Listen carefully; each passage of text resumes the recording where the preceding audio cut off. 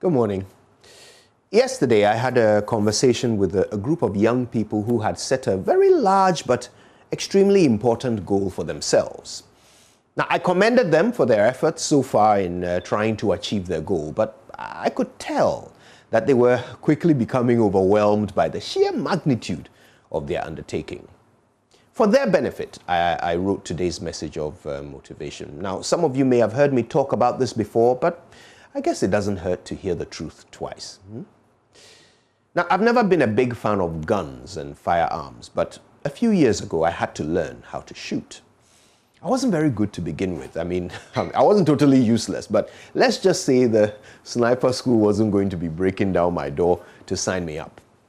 And then my instructor taught me something very important. Aim small, miss small. This changed my performance completely. If you want to hit, say, the head of the target, aim for one eye. If you want to hit the chest, aim for one of the buttons on its shirt. So I tried it, and I was amazed at the results. You see, the human brain is very interesting. Before that day, I would aim for the head and often miss it by an inch or so. When I stopped aiming for the head and aimed for the eye instead, I still missed by about an inch or so, but an inch from the eye meant my bullet would still land someplace on the head of the target. Every time. By focusing my target on something smaller within my wider goal, I ensured that even when I missed, I was still landing somewhere within my goal. Now, I'm sure you can already see how useful this can be as a life lesson.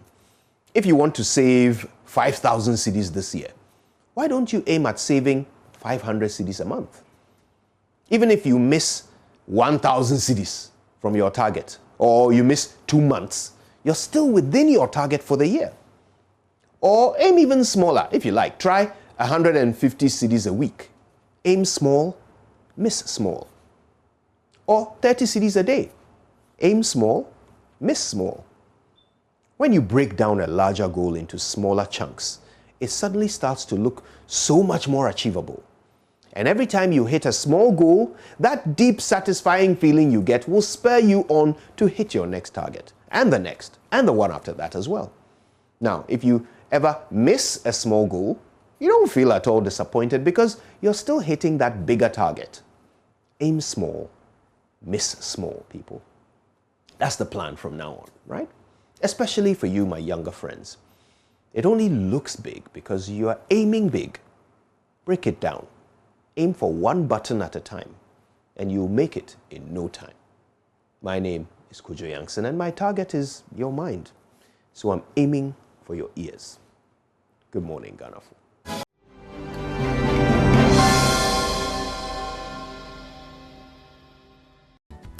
Thank you for staying with us. Time now for the AM News. The Kumawu Government Polyclinic in the Setra Kumawu district has suspended surgeries and other services after a rainstorm ripped part of its roofing. The male ward, which was affected, has been closed down, forcing patients to join the women and children wards. The medical store and pharmacy are among essential service delivery points affected by the rainstorm. Naya Ojima has more in the following report.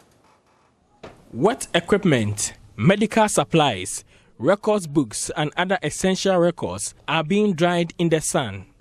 Tents are raised to augment service delivery at parts of the facility spared by the storm. Outpatient services, dispensary and other services are rendered under the tents. Patients will have to sit under these tents in wait of healthcare delivery. Relevant services like cesarean sections, though critical, are now suspended. Medical Superintendent Dr. Alex Agbanu is disturbed. From now onwards, we are unable to render certain services, like even emergency cesarean sections and all that. We can't do it because the theater is affected. Generally, you see that what has happened has affected most of the parts that we use to render service, like the consulting room, the OPD, that is the first point of call, our pharmacy units, our dispensary, records, emergency. Almost every area has been affected, including theater. The facility is a referral center for many health facilities in the catchment area. Now, patient referrals are sent to Efidiastic Government Hospital, which is far to reach. Director of Health Services, Lawrence Adinku, explains impact of the problem on the district. We have the emergency ward, the male ward, all ripped off. So for now, we are keeping all the patients we have in these wards in a common ward where we keep the females and then the PDs. And now that this place, there's a problem. We've communicated with the other facilities that this is the situation we have at hand. Now, if there are some cases which needs immediate emergency, then you either refer them to either Agogo or Efijase. Those that we can deal with here, in spite of all these circumstances, then definitely for them we can receive them here and then address that or deal with them. But other than that, then they will be asked to go to Efijase and Agogo for the time being as we work around to get this problem resolved. For effective healthcare delivery, the hospital is running a paperless system which has been beneficial so far. Following the rainstorm, the computers that have become essential part of healthcare delivery are defective, forcing administrators to revert to the old system, which has its own defects. Dr. Agbanu explains the hospital's financial standings is unable to afford new computers. Yes, so currently everything we do, including our claims management, is based on the system. So, in fact, without the system, then it's going to be very difficult, as you mentioned. What it means that we have to go back to the old system, which will also be very difficult because a lot of the information about patient now, we don't have them in physical folders, they are in the system. And so that is the challenge for management. And then we are looking at how best to address that. It's not like the system, the software is damaged, it's the computers. Once we get the computers, we will be able to restore normal service. Meanwhile, the district chief executive, Samuel Ade Ajekum, says the assembly will repair the roofing as soon as possible. He says the extent of damage has already been assessed. So here are some of the few things the hospital administrators could salvage after the rainstorm took part of the roofing of this hospital away. And most of their things are now destroyed completely by the rain. Hospital administrators say they will need public support to procure some of the things they've lost, especially their computers. Murder of a 39-year-old mechanic at Paguri Estates in the Wa municipality of the Upper West region, which has left his neighbors concerned about their security. Kojokunta, who was found dead early Tuesday, is suspected to have been murdered. It's the third such killing in the community in 3 months, and residents want the police to step up patrols to prevent any more. Joy News Upper West correspondent Rafiq Salam reports from Wa. Residents of Poguri in the Wa municipality woke up this morning to see a man who is believed to be in his 30s lying supine in their community. The deceased was later identified as Kojokunta and better known as Ojam by close friends and relatives. He is a mechanic and a resident in the community. He was found dead by passers-by with his boxer pant pulled to the knees. Both hands were tied in place at his back. Upper West Region's Public Relations Officer of the Ghana Police Service, Chief Inspector Gideon Boateng Fede explained. Yeah, the body was examined by police at the local Cinco. And we had bruises at the back and then other part of the body. So police have removed the body to the Wa Municipal Hospital for autopsy and other things to be done. Residents of Poguri Estate have expressed shock about the incident. Bismarck Yiriyo knows the disease too well because they live closer to each other. He's the type that is so sober. He likes playing and very jovial. We call him Ojam. So mostly, and then mostly when you can see him around sports. And he's a type, he doesn't like argument. So I suspect a foul play, and looking at the way they've unnicked his shorts, no, I'm not happy. This is not the first time that an incident like this happened in the community. In fact, it is the third time in as many months. As a result of the incident, the residents are telling us that they are now living in fear and they want the police to come to their aid. This is the third time that it has happened, and we have no idea of how the deaths came about. So we are living in fear. If it's not investigated, one could be killed even sleeping in your bedroom. So the authorities should please help us.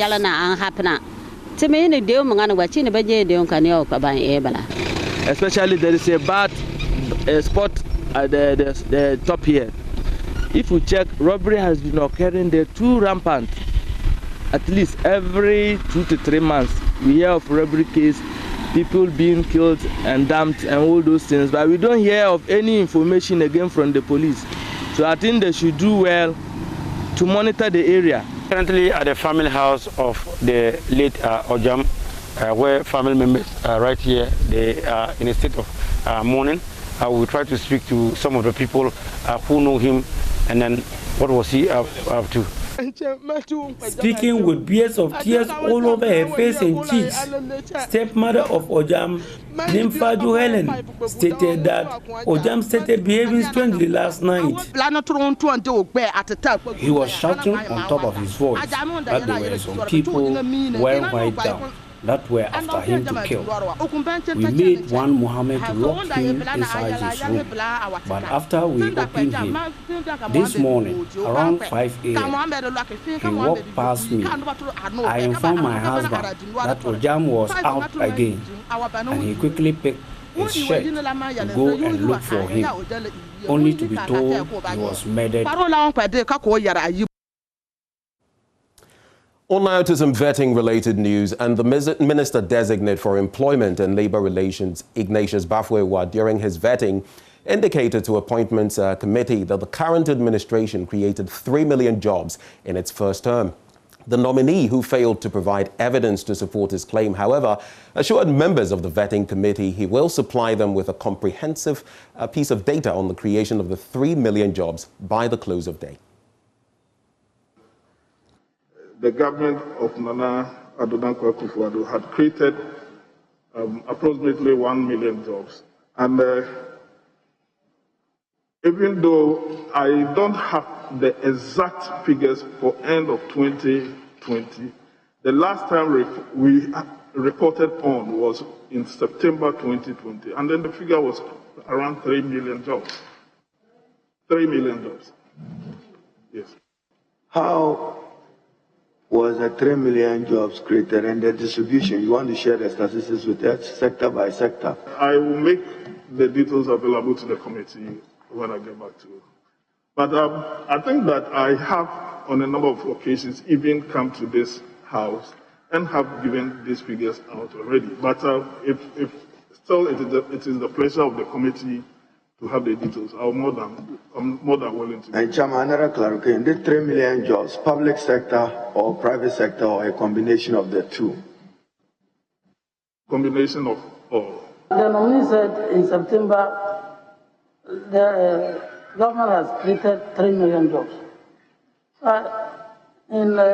On 13th August, the Vice President also said that the government has created 2 million jobs. 2 million jobs, 13th August. That was what the Vice President said, that the government has created 2 million jobs. And you're also saying that in September, you have created 3 million jobs.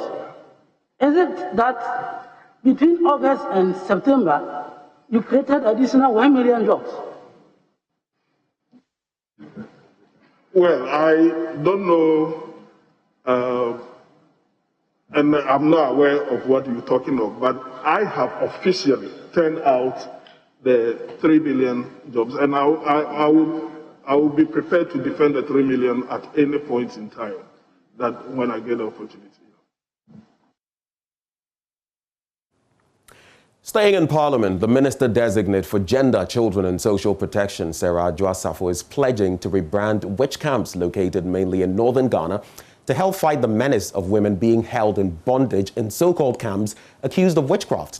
The issue of witch camps is one that has been extensively covered by Joy News. In this report, we first broadcast in 2020, for example, we highlighted the difficulty in reintegrating the alleged witches. The Naboli Witches Camp.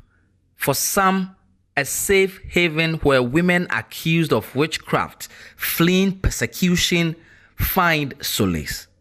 But for others, this is a dreaded open dungeon where those that are unwelcome in their own homes come to die. This camp has been here for as long as anyone here remembers. Now it is about to shut down. Kuma Awie is one of the last women packing up to leave.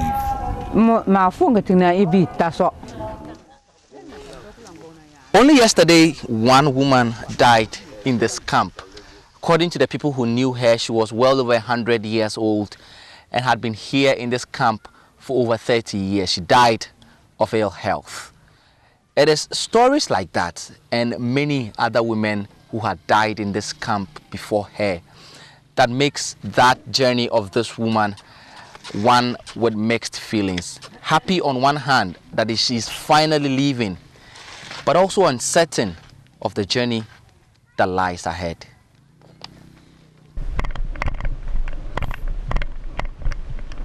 Kuma Awie's story is like that of many who came before her into this camp. Someone in her hometown said she saw her in her sleep trying to cut off her head. That accusation was enough to convict her and force her out of her home and away from her family after hours of beating and torture. As I'm going home, I am looking forward to the people I know welcome me back home. My stepmother, my grandchildren, my husband, and all the people I used to talk to.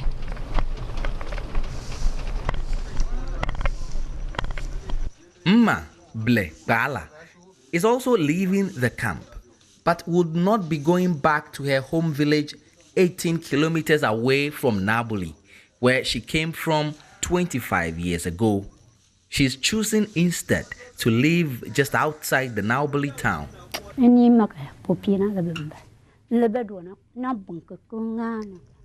I am not going anywhere. I am happy here. Even in my sickness or death, I will be here. If I die, they can take my remains back home. But the Dome Kwabena MP, who would be in charge of the ministry responsible for these issues, if passed, told Parliament's Appointments Committee that she would take a different approach in trying to deal with the problem. I chanced on some documents which indicated that in Kambaga, which camp, for instance, there are 600 inmates. When they were engaged, only one was prepared to come back home.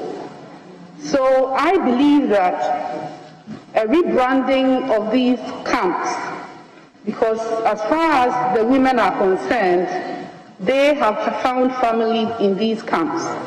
And so I will engage them. Minister nominee, a rebranding of the camp, which is camp.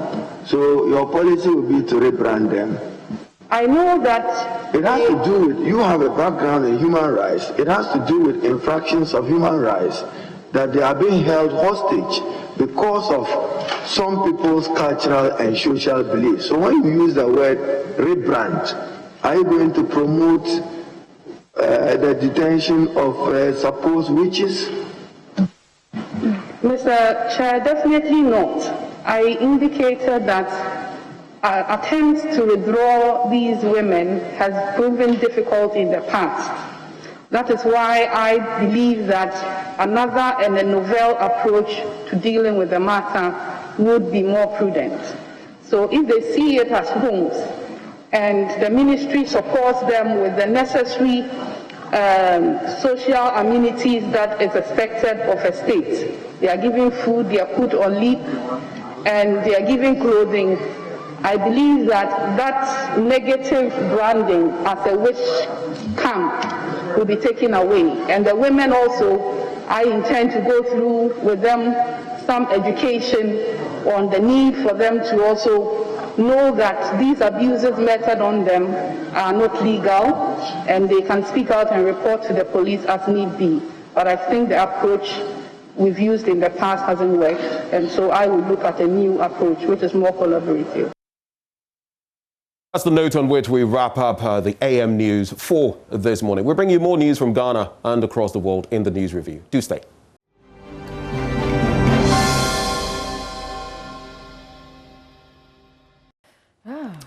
Hello. Good morning. What? Hello? It's just what we were, the sort of things we discuss before we come on there. We're up to a little bit of mischief, but not mischief we're going to share with you this morning. Thank you for joining us on the News Review segment. Mama, how are you this morning? Oh, I am very well. Very well. I'm happy. Good to hear. Yeah. And I'm loving this time I'm being cautious. And then you start talking about flowing hair comments I've never mentioned, but I love small what money you're you doing. Go give. What you're doing with your hair. Small money you go give. I think you should turn so the camera captures it. Anyway, I have the daily guide, the daily graphic, the daily dispatch, all the dailies, and the business finder this morning. Okay, I'll stick to the Times, the Business and Financial Times, and the Daily Statesman newspaper. So we start with the Ghanaian Times today.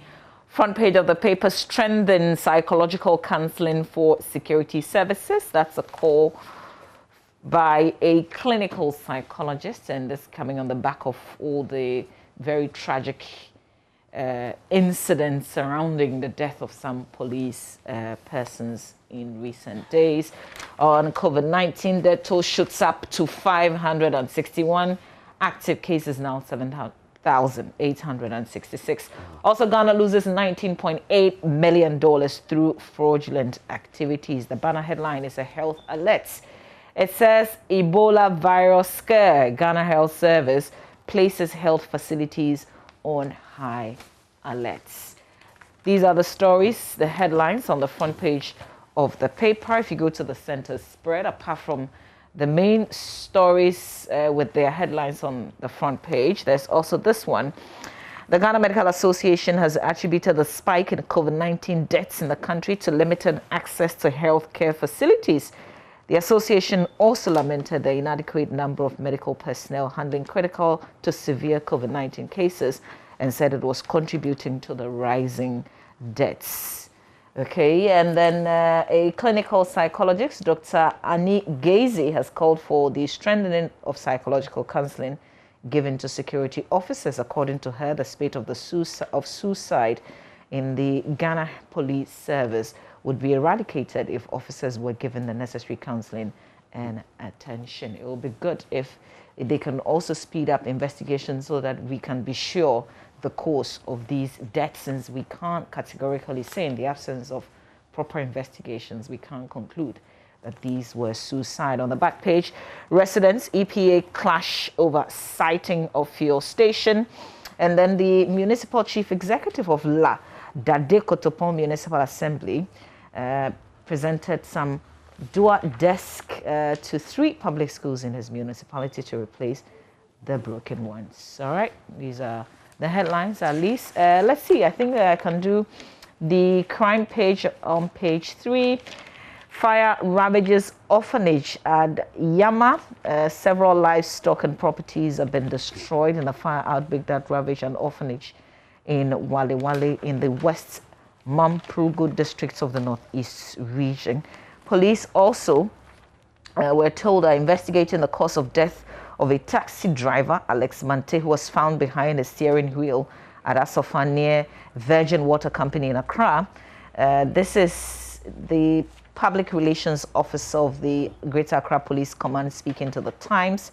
And she said on Monday at about 4 p.m., police received a report that a 49-year-old driver was found dead behind the steering wheel of his taxi cab parked in front of a chop bar.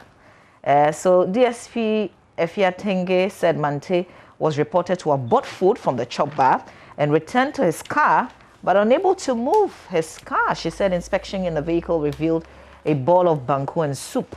Yeah, a drug. Okay, so there was a drug. They give the name of the drug as well. Capsules in pack.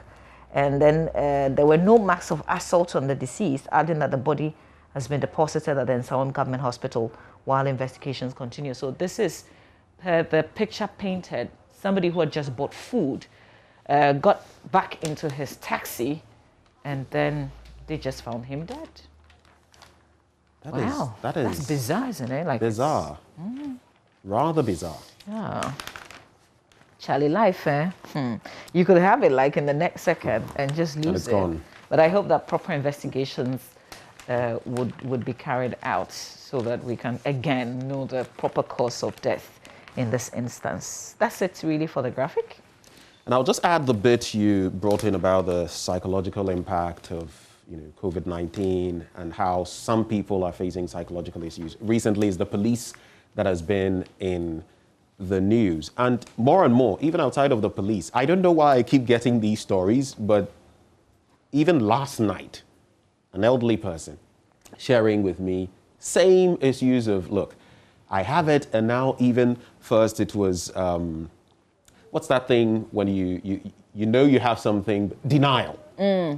Denial, and the phases people are going through. People are getting panic attacks, and sometimes these could actually lead to people succumbing. It may not be the virus, but the thinking of it that, hey, I've got it and all of that. So, and unfortunately, here we are finding ourselves in a part of the world where access to some of these, people who can counsel you out of the situation is not so easy to come by.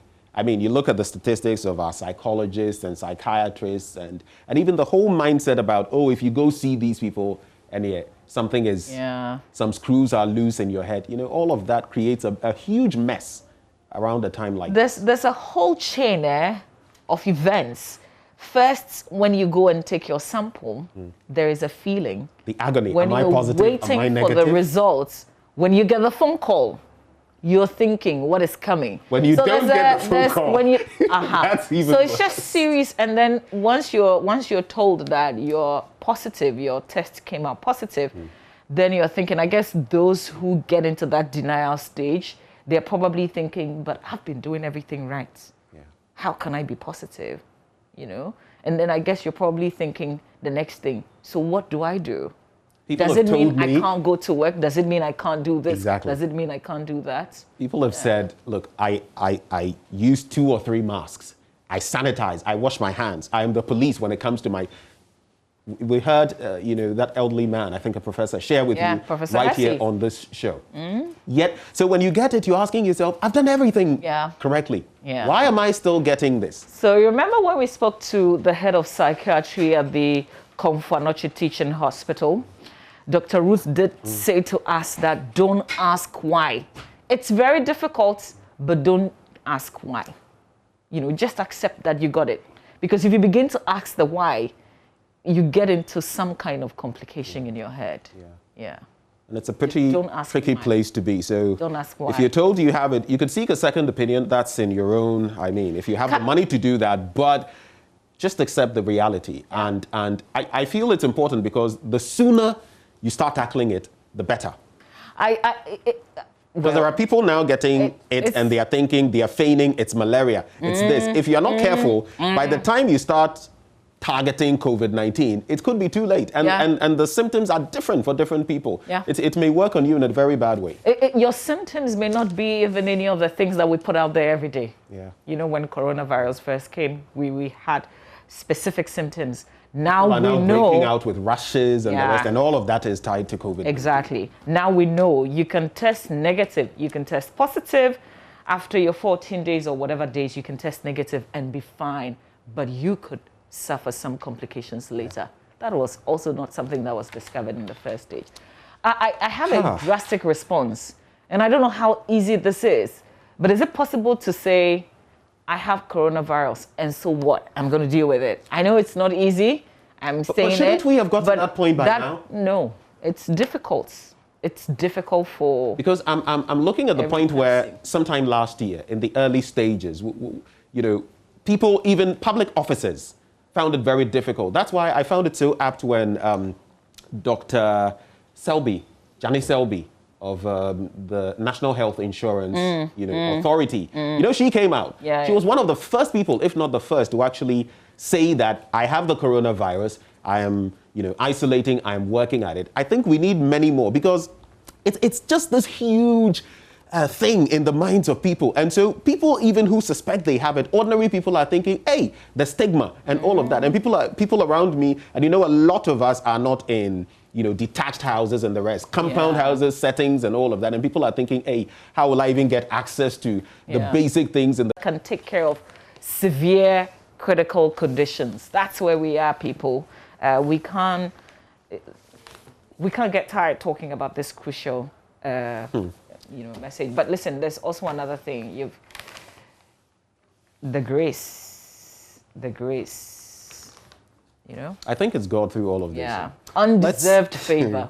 So as you do this, and try and do the local remedies as well, everything combined, Masa. Exercise if you can. No, not if you can. Well, if some people, I mean, there may be people with brittle bone disease or some kinds of things which may not allow them to. But if you can, true. And children, for example, not really. We'll get out of it. Well, the Daily Graphic, very quickly. We've been talking COVID. It's our reality now. Yeah. Extend compulsory retirement age. Minister-designate makes case for sustained pension scheme. We're talking about that in the news.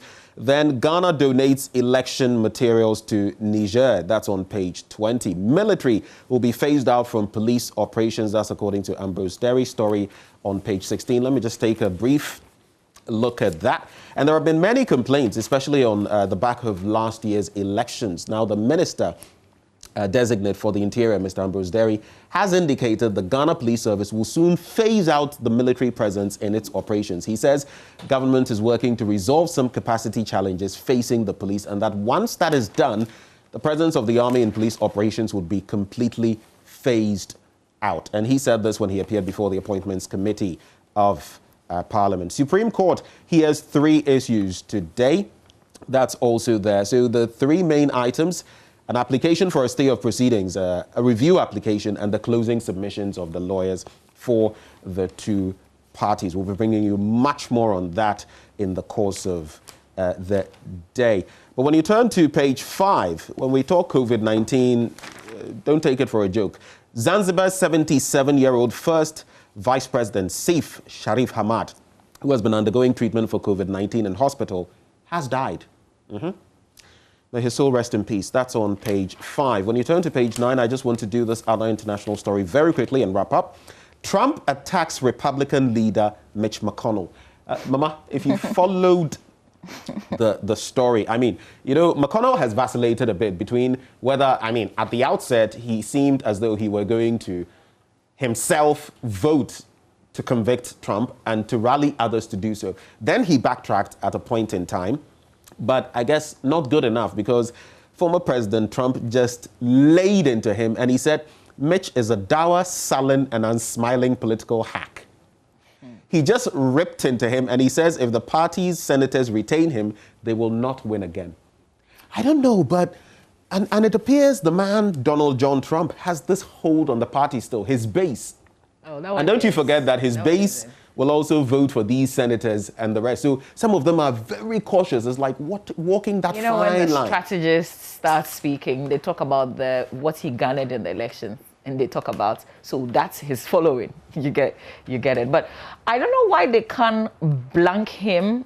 Because the previous presidents are usually not in the spotlight. Once in a long while you hear Clinton or Bush, or it's Obama. An unwritten rule. They don't interfere. Exactly.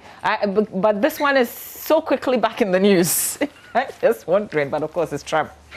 Anyway, Donald Trump, recently, just to add up, President Biden actually said that he had consulted some former living presidents. And do you know what he added? With one exception. You can guess who that exception was. On the back page, Ghana on high Ebola alert. That's it with the Daily Graphic. Okay, let me do the Daily Statesman. On the front page, GS released senior high school placement on Sunday. Secondary Takoradi resident shun assembly workers over COVID-19. Cite Dr. Ayeni for contempt of court. That's Nanabi, urging the Supreme Court. He's one of the legal spokesperson for the second respondent in the election petition. 3 million jobs created under Kufuor's first term, says Bafo Ewa. When he appeared before the vetting committee. A bit about this story about Secondary Takoradi residents. It says workers at the Secondary Takoradi Metropolitan Assembly are being shunned by the residents for fear of infecting them with COVID-19. This follows health services description of the assembly as an epicenter of the virus in Western region. As used in this context refers to, the Secondary Takoradi Metropolitan area. Get that. However, some of the residents, particularly traders, do not seem to understand the issue and are, as a result, avoiding the assembly workers. Reports indicates that these traders have, for their safety, resolved not to do business with the revenue collectors.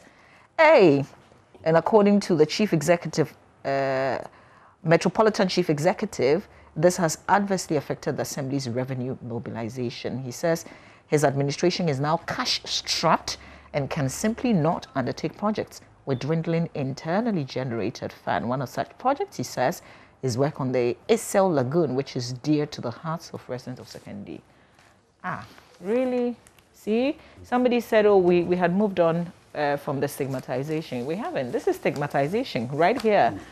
So if they say, Accra is epicenter, does it mean that you won't come to Accra if you are in some other region or some other parts of, well, anyway. See you through your home. This one too shall pass. It shall. The Daily Dispatch now. Battle for MPP's General Secretary post Mustafa Hamid and Opariansa to face John Bwedu. So it appears there's a lot going on within the MPP because there's also this one here. MPP will not allow Alan and Bawumia flag bearer jostling to affect government. Is that so? And well, John Bwedu is saying that. But this is a reality here. The Alan Bawumia thing is not something that I feel the ruling government can run away from. How it will pan out? Well, it's up to the party and those who are going to vote, the delegates, come that day. I always say, though, Charlie, there's no high and dry when it comes to these things. Sir John, may his soul rest in peace, famously said, fear delegates. And if you recall what happened in the early 2000s when Vice President Aliu Muhammad, then, may his soul rest in peace, was contesting, you would know that there's nothing that is high and dry. Ghana's day of shame, murder of the judges. Ghana Health Service issues Ebola alert. That's it for the Daily Dispatch. Maybe from the center spread, I'll just add this one. KB Quanson, June 4, the explosion. A great man. I remember meeting him at the CDD some time back. Generous enough to give me some copies of his books. Security guru, if you would call him that. We thank God for his life. KB Quanson, if you're listening this morning, God bless you. Then there's a 35-year-old. For those books. I should. Yeah, I should have paid for the books. He gave them. I didn't even know he'd be bringing me books. 35-year-old fractures legs in ghastly motor accident. That's it for the Daily Dispatch. All right, let me do my last paper, the Business and Financial Times newspaper. There's some good news. Domestic tax revenue hits 31 billion Ghana cedis in the first 10 months of pandemic year. And they say compared to the previous year, same period, we did better with the revenue collection. So that's what the story is about. You can read on. It's on the full details of that. It's on page 3. So this is January to October 2019. And compared to previous year when there was no pandemic. Economy data shows revenue generated from domestic taxes performed better. Also on the front page, U.S. businesses renew investment interest despite COVID-19. Court orders GC Net to pay workers as determined by the National Labour Commission. So an Accra High Court has thrown out a case brought before it by Ghana Community Network Services Limited seeking the nullification of an arbitration settlement for some 150 workers who were rendered redundant last year. GC Net has been in a tangle with the workers and the National Labour Commission after an arbitration hearing ruled that the redundant staff are entitled to and must be paid what the company's human resource policy on redundancy clearly states. The company has also served notice of redundancy letters to the remaining staff working on the GGov project to be laid off by end of April 2021, following the non-renewal of GCNet service agreement with the Ghana Revenue Authority. More on that in the paper today. They've got other business financial stories. If you're interested, kindly grab the Business and Financial Times. Well, the final one I'll do from business paper to another business one, the Business Finder. Aid crunch, look within. And that is actually Professor Joshua Abo, finance and financial economist at the University of Ghana Business School. He is encouraging countries like Ghana to switch from dependence on foreign aid to mobilize local resources to meet their developmental needs. And he maintains that foreign aid is dwindling, so apart from private capital flows and remittances, we have no choice but to look within and mobilize funds to support growth. I'm sure we started saying this before maybe even the good old professor was born. And we're still, singing that song, living that mantra, but we haven't been able to do that, have we? I mean, if you look at it almost critically, since in recycled. When we tried to be self-sustaining, have our own industries and the rest, I always say you don't have your own industries. How can you always be dependent on other, entities that have their own, because then they will produce for you and you end up being the consumer all the time. The resources we have we are not managing well, the gold and the rest. And finally, this one, that's how I'll wrap up. Government creates 3 million jobs in 4 years. Bafo Ewa. I just want to find out from you. He says he's ready to give us the facts and the figures backing that claim. And interestingly, that question that was posed to him, your own vice president said, late last year that you have created 2 million. So is that to say between then and now you've created an additional 1 million jobs? And he says he has the facts and the figures.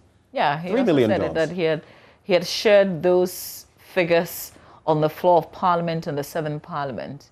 So I guess we all have to go back and try and do some reconciliation. Yeah. 3 million, that would be 10% of the population, right? That should be good. That should be good news, shouldn't it? Wow. That should be good news. No, it is good news. But is it the reality? Well, the minister says so. Okay. Well, do you have contrary figures? He's going to present his figures. I'm going to do the... We're going to do reconciliation. I'm going to do the election petition bit. So I have mine, but you bring your figures and let me see. All right, let's spend some time on myjoyonline.com before we wrap up. Make way for sports. So we'll try to load it up, myjoyonline.com, and see what the major stories are. Okay, yeah. It's a very tragic one indeed. Yesterday, we got the news of the Ghana Railway Development Authority CEO, Richard Dumbo, his death. And if you read details of the story on myjoyonline.com, it will tell you how he had contracted COVID-19, but was in isolation at home until his death. Really, really sad news. I think he last spoke to us on Upfront with Raymond Aqua. May his soul rest in peace. Amen. And may the family, our prayers are with the family, really. May they be strong, in these periods. Very sad. All right, other stories. Our rebrand, which comes to feel like home. Adjo Asafo. And Adjo Asafo spent, I guess, the shortest time. Considerations. She's the a nursing mother. Yeah, but the leader, the majority leader, the Parliamentary Affairs Minister designate, also spent a very short amount of time. I haven't done the comparison. I don't know who spent the shortest. But maybe Adjo Asafo, maybe. Adjo Asafo's was short. How long was that? Because I was monitoring. I didn't pay attention, but I think Oseiche for all those I've was about 1 hour or less. Oseiche, I didn't listen to the full thing, I cannot say. I think it was about less than an hour. I think. But also because there's something with the vetting. Those who are more like being retained in their various ministries, right. It's understandable that they get to answer a lot of questions because there's a lot to account for. Accountability. Exactly. Yeah. But that should get us thinking. In administrations to come, in future administrations, should we be looking forward to ministers being retained, because that helps us a lot, instead of, oh, I am now going to the ministry, so what you have said, you are now bringing it to my attention. When I get there, I will check. You get it? No, it's a very good point you make, because then in that instance, we can get some accountability from them. Some things can be exposed that under normal circumstances you wouldn't see. Yeah. But we must commend the Verton committee for the job that they're doing. Appointments committee. They're doing very well. Mubarak, yesterday, he didn't ask Adjwasafu any questions, just wished her well. But there was some calculation bits. I don't know where Haruna was going, where he came from or going with Adjwasafu. He may have needed a certificate to help him. Constitutional calculation. Yeah. Well, that's it for the news review segment. But, you know, with what just happened to the Railways Authority CEO, as you keep hearing these stories, we must learn something from them. Even if you felt that all the talk about COVID-19 is not true, as you see it happening to people and people falling off meeting their maker, please take the necessary precautions. Protect yourself, protect your family, protect those around you. That's how we wrap it up. It's time now for sports. Do stay.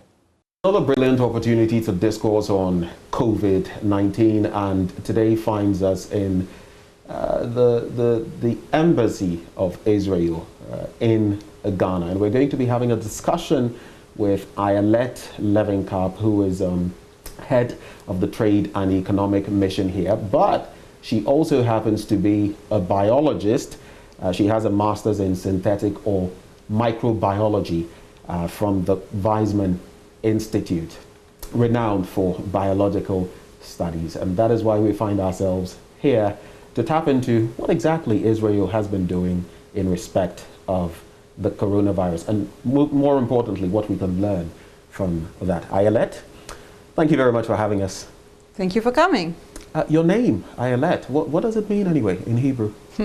Ayelet means sunrise, actually, and I learned... Sunrise, yes. Beautiful. I learned it's also similar to a Ga name that is available, Ayele. Is that correct? Oh, okay, Ayele. Right. But it's Ayelet with a T. Ayelet. Right. So you have a lot of people calling you Ayele from time to time. Yeah, and they're surprised when they see me afterwards. They realize I'm not Ga. Right. So let's talk briefly about your background in biology. You're a biologist.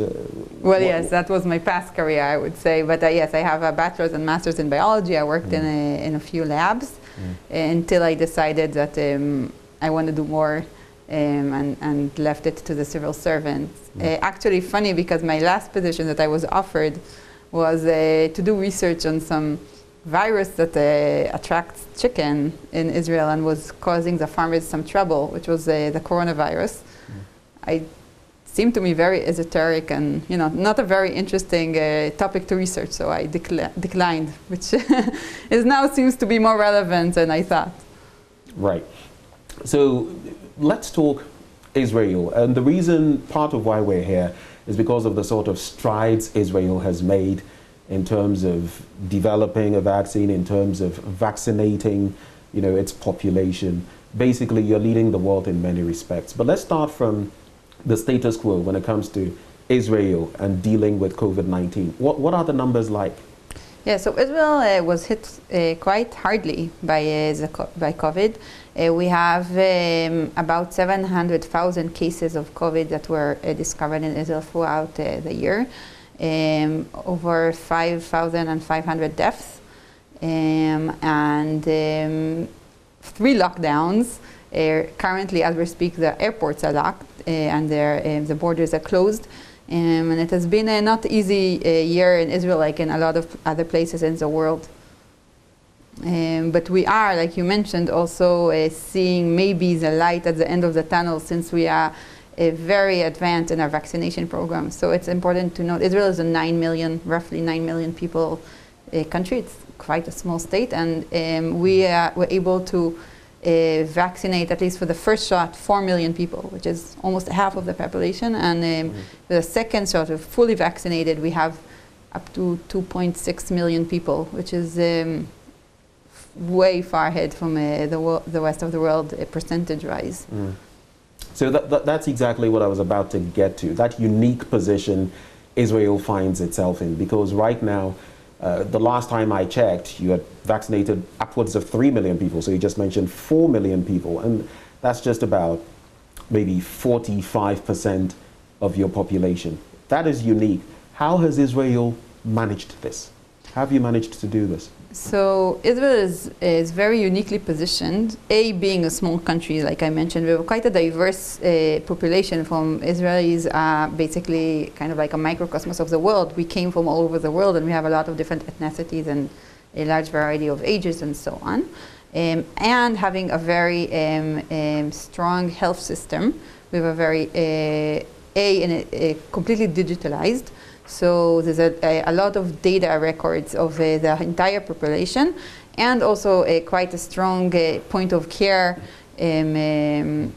system that we have centers, and every Israeli citizen has access to efficient healthcare services. This position was very attractive to Pfizer, one of the developers of the vaccinations, and there was an agreement that was set between Pfizer and the State of Israel that Pfizer will prioritize vaccinations to Israel, and in return, Israel will conduct basically a big test and will share all of the information of the results of the testing with Pfizer and actually with the entire world. Because I know that's one of the things Israel has done effectively across the world. You've been one of those in terms of the research into COVID-19, the testing, the human testing and all of that. You've been at the forefront. And so you're saying that is part of why you're getting, the concessions you are from Pfizer. So the main reason was that the clinical trials are done and we know that the vaccination is safe, but it was never, in order to go to the next level and test it on a very wide population, you need a place that has this, the ability to manage these kinds of data. Israel has these abilities both from the technological perspective and also just the way their medical records are organized in Israel is quite easy to work with and access. And that was one of the biggest promises of the interest that Pfizer has in prioritizing Israel like that. And we see that actually just a few days ago, the first elaborate study was released through our biggest national health insurance company, Clalit, which showed the study was done over 1.2 million people. 600,000 of them were vaccinated completely, already past the 2 vaccinations and 7 days after, and 600,000 that were not. The study compared one by one, so everyone that was vaccinated got a similar patient with a similar medical record that was not vaccinated, and they were able to show that the vaccination was able to prevent getting the disease in 92% and 94% in getting the severe case. And these are very, very promising and encouraging outcomes of this research, which are similar to what we saw, what Pfizer was recorded on the clinical trial, which was 95% of prevention. And this is new data that is coming out of Israel from this. Tell me, Ayelet, in Israel, do you have any restrictions on who can get the vaccine? I mean, here, for example, children of a certain age, pregnant women, people with HIV, some people are excluded for certain reasons. What's the picture like in Israel? So, of course, in Israel, there was a priority line. So we started from the elderly, started from the healthcare providers and teachers, and then went to, quite quickly moved on to the elderly and going down by age. Nowadays, everybody that is over 16 is eligible to get the vaccination because we already vaccinated a very high percentage of the elderly population. Pregnant women are actually very encouraged to take the vaccination, since even though it wasn't clinically tried on a pregnant woman, we see now with the new strains, the new mutations, which I didn't mention, of course, that we know across the world, and also Israel has these new mutations, we see that they affect pregnant women quite badly. So there's actually a special drive to vaccinate pregnant women specifically. So it's only children that are now left under 16 we don't vaccinate yet. They also usually don't get the disease in its severe case, even though also that we see now since we are vaccinating the other populations, and with the new mutations, we see actually a very worrying trend of more kids that are getting severe sick. So we'll see, and there's a drive to try to make the vaccinations safe also for children. Right, right. And at least that points to me, since you're mentioning below 16, in Ghana, below 18 is a child, so that means in Israel it's below 16. For now, as far as the vaccinations, it's below 16. It's below 16. Let's talk, is Israel trying to achieve herd immunity? And this is just a build up on some of the things we have said. Herd immunity, so that, you know, if you're targeting a specific percentage of your population, and after that, hopefully, there'll be enough people in the system who can't acquire the virus or pass it on. Is that a plan? Of course, that's the hope. We need the cooperation of the people for that, and the worry is that when we get to the edge, we will find more and more, these will be the people that maybe are not getting vaccinated because of different beliefs or worries. But this is definitely the direction that we are going on, and there's also different thoughts of making different, there will be some kind of green pass that people that will have the vaccine, that will be fully vaccinated will have, and we're hoping that that will also encourage the people that are not vaccinated yet to go get vaccinated in order to be able to go to the swimming pools or hotels or like different things that will be open only for people that were vaccinated. But that's yet to be completely... What you just said, and you're saying a lot of interesting things that are giving me many ideas. Does that mean there are people, because here in Ghana, there are people who are refusing to even use the masks and other things, and there are some who feel the vaccine might have contain certain elements that are dangerous for us Africans. Is that to suggest that in Israel too there are some people who need more convincing, who are not ready to take the vaccine and all of that? Are there people like that? Of course there are, yes. I'm happy to say that it's relatively a small number in the population, and thus we see this very high numbers of vaccinating, and it's also like a lot of things. There is an element of peer pressure in it. But again, the country is trying to do whatever they can to encourage people that this is safe, which we believe it is, and scientifically I can tell you I was reading a lot about this vaccination recently, you know, out of interest, and it seems that it really went through all of the procedures, and it's actually safer than most vaccinations that we usually use. So I don't see any reason to worry, and especially there's always a risk of something that is unknown, but since the risk that we know of is so big, it's, for me at least, it's a no-brainer that the risk that we know is higher than the risk that we are not sure of, especially now that it was already tried on so many people, and we really see very, very limited side effects so far. Let's talk about diplomats, the foreign mission in Israel.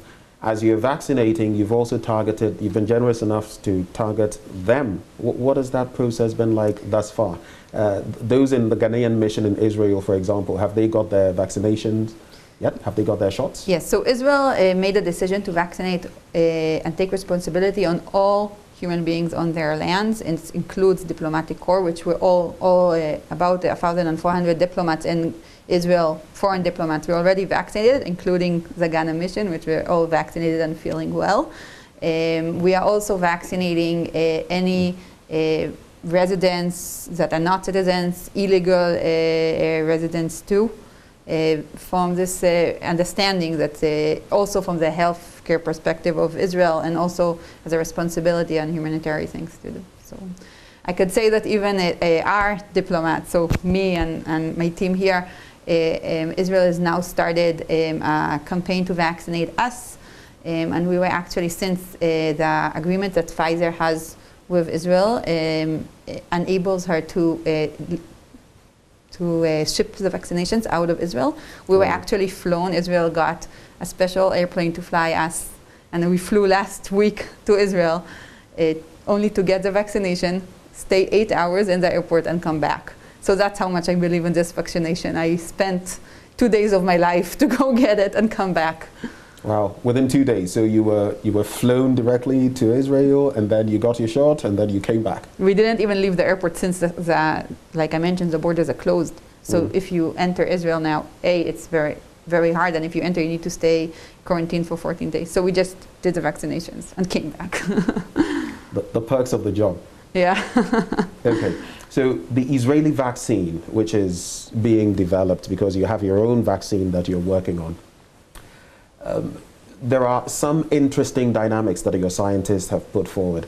One of them being that it would be pretty suitable for a climate like here, what we have in tropical Africa, because it's going to be able to be stored at ordinary fridge temperatures, which we don't have with some of the other vaccines, which makes it complicated to deal with, together with other benefits. What can you tell us about the Israeli vaccine and so far what we can latch onto? Maybe some hope. Right. So, as a biologist, I can tell you that from my previous work, that that the process of developing a vaccine or a drug is a very long and largely confidential process. So there's not much that I can reveal, but I can say that yes, it is supposed to be is easily stored, and also only one shot will be needed, so it will be much easier and cheaper to deploy in developing countries, or honestly anywhere.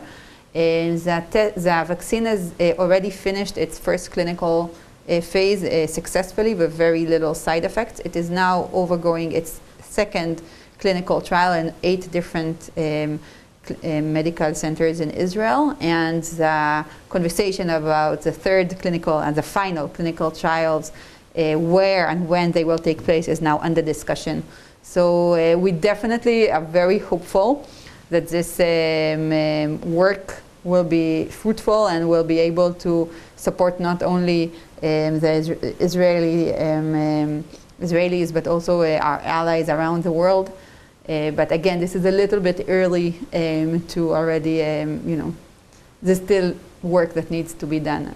So we are mostly just crossing our fingers. I will say that I will maybe add that a vaccination is developed by the Israeli Biological Institute, which is an institute which is part under the Ministry of Defense of Israel. So it's actually a government effort, and in that sense, it will be easier to then give out or share with other countries. So what are the timelines we're looking at? Here in Ghana, we're looking at around June to get quite a bit of a consignment of the vaccines that we're getting from COVAX, AstraZeneca, and all of that. But I know you're looking at July. Is that a...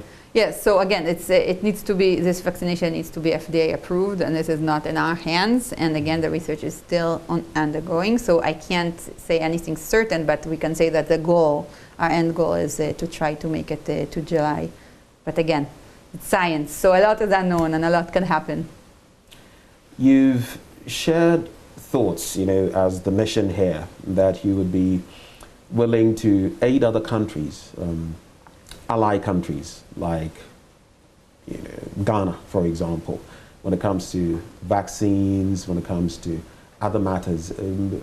What exactly is the plan? Because now, when you're done with vaccinating your entire population, or at least most of it, what next? What happens to the vaccines, for example, that Israel develops? Should Ghana be looking forward to getting some of them?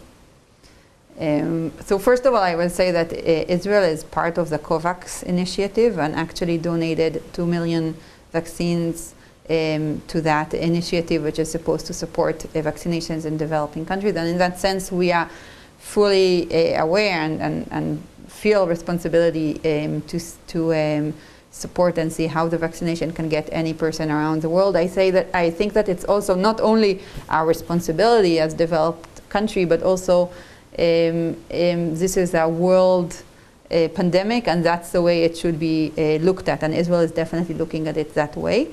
Again, as for the vaccination, let's wait and see, but that's definitely, since the population in Israel, again, will be vaccinated very soon, fully vaccinated, probably even before the vaccination will be finished. This is definitely a part of the plan, is to see how we can help the world in its fight, and Ghana, of course, as one of our friends, in its fight with this horrible pandemic.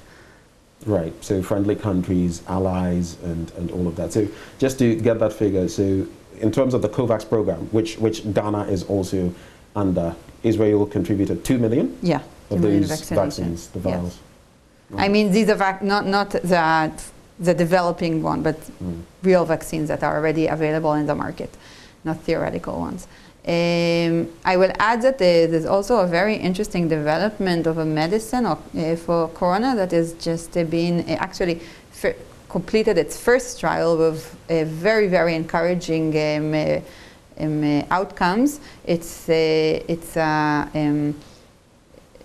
cure. It's a medicine that was developed in the Ichilov hospital in Tel Aviv, where they took 30 patients that were admitted this special treatment, and 29 of them were released. And these were severe cases of COVID that were dealt in the hospital. 29 of them were released after a few days, and also the last one also was released. It just took a little bit more time, and these are very encouraging new results that are also coming out, and that we are very hopeful will be able to help in this fight for better. Would Israel be willing, because you make mention of helping all other countries, would Israel be willing to aid countries that may not necessarily be friendly, countries like Palestine? And the reason I bring that up is that recently in the news we've heard of some activists claiming that Israel is blocking vaccines to Palestine. What would be the position of Israel on that? Would you allow vaccines to get to the Palestinians? Allow, of course. And again, these are, for now, I think that we are first focusing on vaccinating ourselves, which is, I think, legitimate. Obviously. And every country is doing the same. But we definitely see ourselves responsible for the world effort. And again, I mentioned this is a global pandemic, and if we will not be fighting it together, we will not succeed, because even if we will get it, say Israel will not have corona anymore, very quickly it will be coming back with a different mutation. So this is a world effort, and Israel is completely aware. And more than that, I can say that Israel views itself as a test lab for the world. And we see that now with the vaccinations, but not only, different, and I mentioned that special treatments that are coming out of Israel, but also with the various technologies to manage, to foresee the pandemic, to sterilize, and many other innovations that are coming out in order to help us live with and also get rid of the COVID. So we are definitely there. Okay, so you will not block, but should you have excess vaccines, would you be willing to pass them on to the Palestinians? That's of course not for me to answer. I'm here in the diplomatic mission in Ghana. That's something that you would need to ask other people. Looking at all the strides you've made in Israel, in terms of science, in terms of technology, in terms of fighting the coronavirus, now you're one of those countries up there in terms of dealing with the virus. What do you think a country like Ghana can learn from all these strides you've made? Because the sort of impact you've made when it comes to fighting the coronavirus is not a mistake. It's because you've built your science, your technology, and all of that. What can we learn? What can the rest of the world learn from Israel now? So I will start with maybe, it seems like the basics, and we are told it all the time from everyone, and I can tell you that as an Israelis, it's also not very easy for us to follow instructions. We like to be innovative and break out of the norms, but here a lot of it is just really keeping the rules. Washing your hands, wearing your masks, social distancing is key, and so on. So a lot of it is just a lot of self-control, which is not easy. But this is really what is needed. But if I want to take it to the next level, I think the digitalization of the health system as a very, very strong partner in the fight against the COVID. And I can give a few examples, if you want, for how this can meet, how this is dealt in Israel and how that can meet the world. So it starts from the patient care. So I mentioned to you before, I was in Israel for a while last year. I gave birth, and when I had to go see the doctor, or I needed some medicine or medical care, it is almost all available now online. So I could video call my doctor, get a diagnosis. The doctor would write the medicine for me. That would be sent directly to the pharmacy, and when I call the pharmacy, they already have the prescription. They can assign it to me and deliver it to my home. My risk or my exposure to the medical institutes was very, very limited. I did need to come, however, for the birth. I had to go to the hospital. That was not done via telephone. So that's like, in that sense, I think digitizing the healthcare is very, very important. But also on the level of managing the pandemic. So this is a pandemic that is a 2021 pandemic.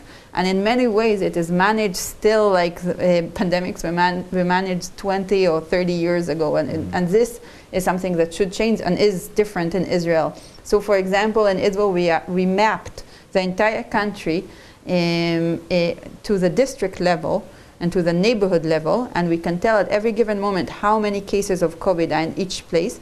And all of Israel is, they gave it like a color coding, so it goes from green to red. And then green being safe, COVID safe, and red is a certain threshold of cases. And then when you deploy different policies, you don't need to do it just all or none. You can decide, for example, last few days ago, Israel decided to open its schools, which were closed for a few weeks. But they decided to open it only in neighborhoods that are green or orange, and remain the schools closed in the high-risk places where we see that the pandemic is now going green up. Or orange would be low-risk areas. So being able to manage the pandemic this way really helps manage the risk, but interfere as less as possible with people's routines and with the economy's growth. We now have also different technologies that are coming up that are able to predict ahead of time using one specifically using smart thermometers. So they measure just periodically, you know how when you go into the mall, they measure your temperature, you go into the school or whatever. They're able to take that data and predict up to 6 days ahead of time where there is going to be outbreak, and then make prevention measures. We also have different systems that can do a track someone that was already diagnosed with the virus. You can track his last day, his movement through his phone, and then send SMSs to people that were in close interaction with him and ask them to be quarantined. So different technologies like that are kind of like the UK tracker app as well, right? So you know about the persons that someone who maybe is suspected of having COVID or has had COVID has been in contact with, and all of that, and then those people can immediately, on their phones or other gadgets be told. Exactly. So my friend could just one evening, my friend got a message that you were exposed to someone that had COVID. It was in the supermarket. She didn't even know. She would never know that she was. Yeah. But since she got this message, she had to be quarantined for 14 days. And that saved her from being now also keeping on transmitting. So this is like stopping the chain. And again, there's other technologies from that sort. And of course, it goes also to the level of different sanitizing methods, different materials for hospitals and so on. And also in the medical device sector, we have quite a few interesting technologies that are now deployed in hospitals in Israel and also around the world. So all of these technologies together, I think, aside of course with the vaccination and the cure that we are most hopeful for, will at least enable us to manage this COVID, which is apparently here to stay for quite a while, and help it, help us live next to it as normally as possible. And I think that's another very big thing that's coming out of Israel, and we are of course here to help promote it and bring it to Ghana and to West Africa. Right. So to cap off the entire conversation, what would be the expectation of Israel? We're in 2021, February, the entirety of the year. I mean, barring all things being equal, the expectation of an Israeli vaccine. And I know there's also some medication being worked on and all of that. What would be the expectation of Israel in terms of the coronavirus for the year 2021? I think if there's one thing that COVID taught me personally, is not to make predictions and to plan very, very carefully. It's very unpredictable, isn't it? But what I can say is that I believe that the information and the technology and all of this good work that is being done in Israel now has the ability and could and should affect every citizen and people also, if it could be a wholesaler in Kumasi or a head of a bank branch in Ghana, in Accra, or throughout the world. And I think that I'm hopeful that we will be able to see these fruits of innovation affecting us for the best very soon.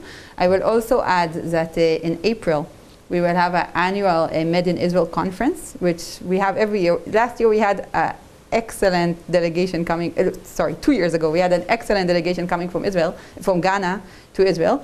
This year it's of course digital, but it is a super exciting and interesting platform with over 90 Israeli companies that will be presenting. And I really hope that we will see a good representative of professionals from Ghana that will come and join us digitally and learn about these technologies and others that can come and help the healthcare here get better too. Right. What can I say but thank you to you, Ayeli. That was just a joke.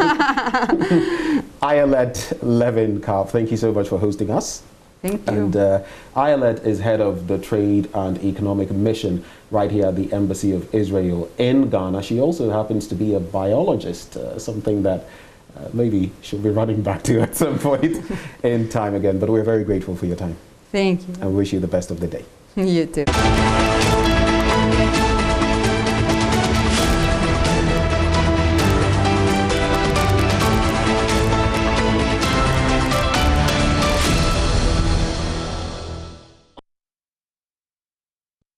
Records show that on the 8th of February 2021, doctors were treating a patient suspected to have contracted COVID-19. The patient was also showing symptoms of fever, difficulty in breathing, and coughing. Clinical notes on another patient with suspected case on admission also read, and I quote, SARS-CoV-2 test to be done. Focal person contacted. He reports they have run out of logistics currently to restock as they take samples as soon as possible.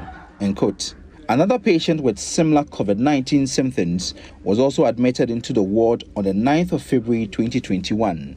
On the 5th of February 2021, another patient with symptoms such as severe anemia and pneumonia was also admitted in the same ward. Some staff of the maternity block who spoke to Joy News under condition of anonymity said the patients were on oxygen when they were brought in. Well, some came in on oxygen, but now they're a bit better. Oxygen has been discontinued. So currently, their conditions are not so bad that we say, oh, for this patient you're going to use hair. No. But the only problem is we are still waiting for their results. When Joy News visited the ward, we observed that the VIP ward has been divided into two. Patients with suspected cases of COVID-19 are treated at one wing, while the regular ones are at the other end. The staff described this as extremely risky to the patients. One side, which is the west, we receive normal cases. In the east is where we have the suspected cases. It is very dangerous. But what can you say? Hospital staff tell Joy News what's more dangerous is that they use one protective clothing for all clinical inspections. This is because of inadequate PPE at the maternity block. The PPEs are not enough, so we are trying to manage. We are just trying to manage, but under normal circumstance, as soon as you enter any room, you should discard whatever you are wearing from head to toe. But when you enter one room, you move to another room with the same PPE. The staff tell Joy News they have started taking COVID-19 medication in order to protect themselves as well as their families from contracting the virus. I'm already on the medications, some of the medications, and I started treating my kids as well. The whole family, they are on it. They confirmed to us that transferring such cases to the maternity ward is because the holding bay for isolation is full. My concern is, at least, they should make us know if really they are using the floor, maternity set floor, as a holding bay. Well, prepare our minds psychologically. Also, if we need training. Training has to be given to us. Under normal circumstances, those caring for the COVID patient, they all undergo special training. And those of us on the floor, we don't have that training. So how are we going to cater for the patients even if we have PPEs? It can never be done. So I think we need training to cater well for our patients. They are our patients. For that one, we can never say, yeah, we need to take care of them. Head of Public Relations at the Kolebu Teaching Hospital, Mustafa Salifu, has however denied the claims that COVID-19 and non-COVID patients are being kept in the same ward. According to him, they are holding base take one suspected case at a time to prevent the spread of the virus. On claims of inadequate PPEs, Mr. Salifu said the hospital has enough for both staff and patients. Kwetinatis report for Joy News.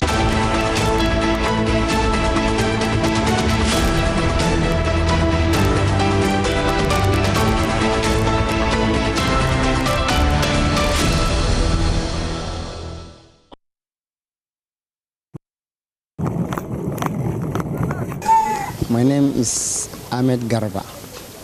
My age now I do like 45. I do training, football. Kickoff in downtown Accra.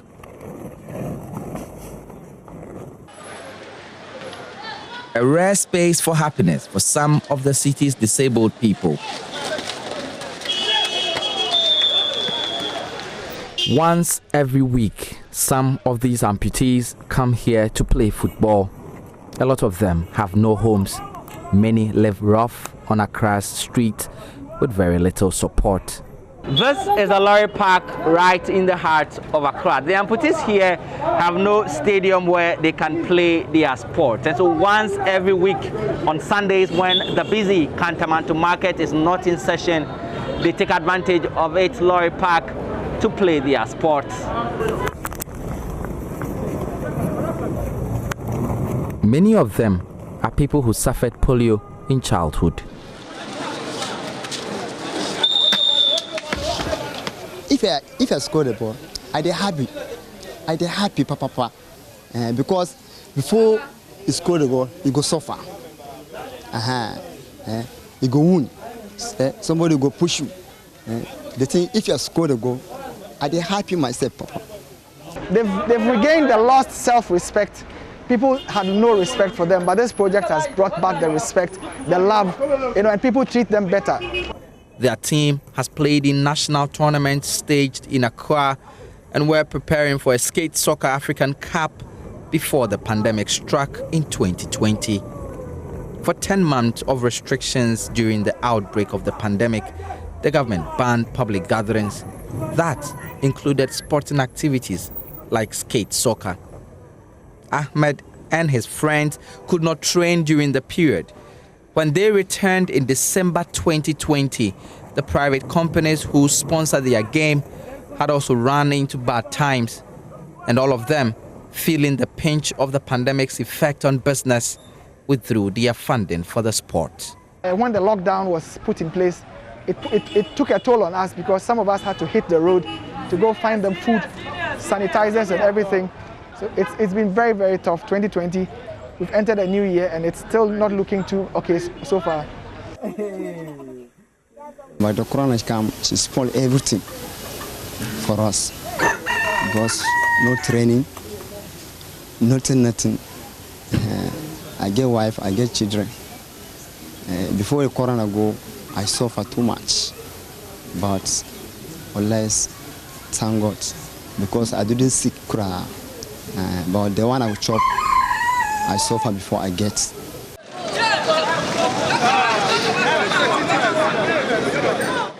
Ahmed, like many of the disabled people who play in this game, look forward to making a career out of the sport. Everyone is looking forward to an end in sight to this pandemic. But for the disabled skate soccer players here, that end in sight cannot come early enough. Justice Baidu, Joy News, Accra.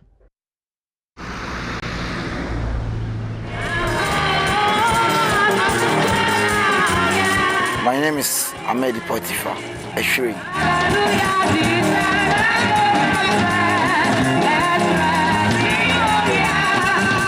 Potiphar lives in the small town of Pokrom in Sabah in the eastern region. As a blind teenager, he has honed his craft for years as a musician and an instrumentalist. If you give me instruments and you tell me you will not give me food, like I would like me, because me, I like where there is singing and other stuff. When they sing and I'm in the church, I just throw all those kind of thinking bad things and then I'll be feel free. So sometimes I can be there and they will just pray and leave, and I'll be there playing the instruments and singing myself. For him, life was already tough even before the virus. All his siblings are disabled. Anita Amedi, his sister, is blind. Patricia Amedi, another sister, also mentally ill. George, Anita's husband, he too a blind man. They all live in the same home with Potiphar. They normally say because of our bad luck. That's why I want every time when they give birth to someone, that person too is visually impaired. So we are, let's say, sometimes what they normally say is, yeah, visually impaired as if like any Friday they are aware. We eat once in the day. Yeah, we sometimes we eat once in the day. It's because of poorness. Potiphar schools are the Ekropon School for the Blind, one of the very few centers of learning for visually impaired children in Ghana. When the government closed schools in March 2020 at the height of the pandemic, some students benefited from virtual classes. He has no learning device, and the government virtual learning plan had no clear alternative for children with special needs like him. And so for 10 months, he did not study at all. COVID-19, it has affected me because, you know, people normally learn that they teach people will come to the television and they will teach the students and other stuff. Me per se, you know, I don't have, let's say I don't have lights and I don't have a laptop too, so that, like, if I have a laptop, I can just use my laptop to learn. Because of COVID, I did not learn anything. University of Ghana led a study to find out how people like him had been hit by the pandemic. There were persons with disabilities, like any other person that happened to lose their job. Obviously, because of the situation of disability, it was one, they are found to be the most vulnerable. Two, in the employer letting employees off, it appears that the persons with disabilities were easier to let off at that point. We had some persons with disabilities who had to agree on a reduction in their income, just a reduction in salary, so as to ensure that they remain employed.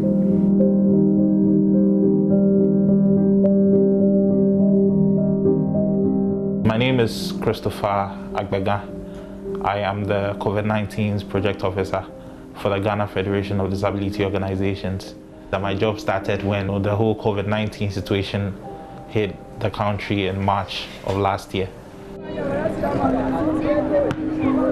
Already, you see, you have persons with disabilities dealing with existing conditions in a society where there are also some gaps, some levels of stigmatization and discrimination, and then you have a pandemic coming in. Persons with disabilities, according to what we know, persons with disabilities, there's a large number that fall below the poverty line, so that alone brought a certain level of fear, panic, anxiety amongst the disability community. You have persons with disabilities who have challenges in adhering to these protocols, not because they don't want to, but because of their condition. So you have a person with respiratory conditions who can't put on a nose mask because it then affects his already damaged breathing system.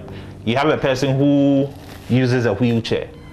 So practicing social distancing is a problem because that person needs care, or even other forms of disability needs an assistance. So how then do you practice social distance when you have to be close to an assistant? Please, find me.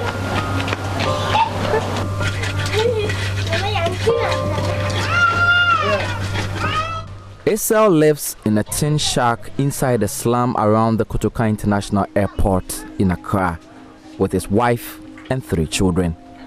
His children have had to stay home even when all children went back to school early this year. Isel says he has no money, and even though he wants a better life for his children, he cannot fund it now as he doesn't get enough from the streets where he begs because of the pandemic.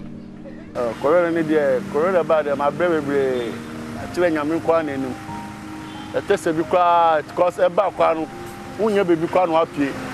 It's a basana. The soldiers from a guy, the final. Want to also say 1 year on one cocoon, uncle pack car, which if you come back, and I also feel so be on baby said by this car. Never quite it to Corona bad and in public on pa.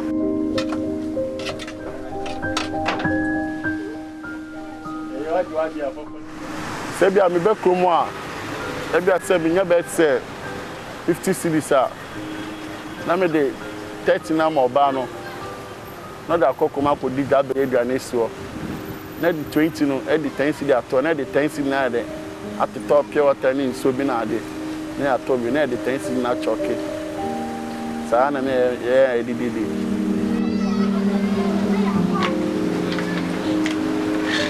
we are no more say coming jai ni chidi mesumi na wu meet me yede and sa mesumi hu ni sa na mesumi yede mi di ni chi ebusi afo ka pomu ta ka ba me say no na me fulo jai na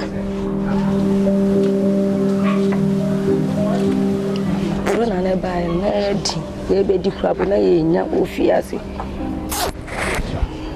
Sis Cassam, yeah, the lockdown a buy so on Coquan will be in Chanadi, no so on fine you.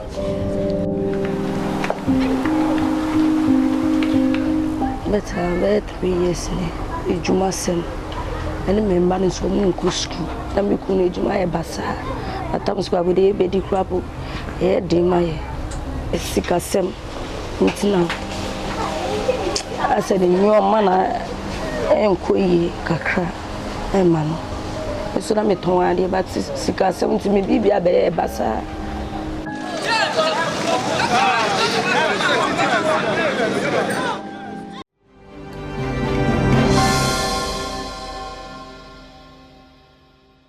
Let's bring you some election petition updates. Joining us for a conversation ahead of this crucial court hearing today is Abraham Amaleba. He is director or legal director for the NDC, and he's usually in courts sitting in on these processes. We also have Dr. Pokwe Duse, who's a member of the MPP communications team, joining us. There you are. Good morning to you. Both of you, Mr. Amaleba, if you can hear me. Hello, Mr. Amaleba.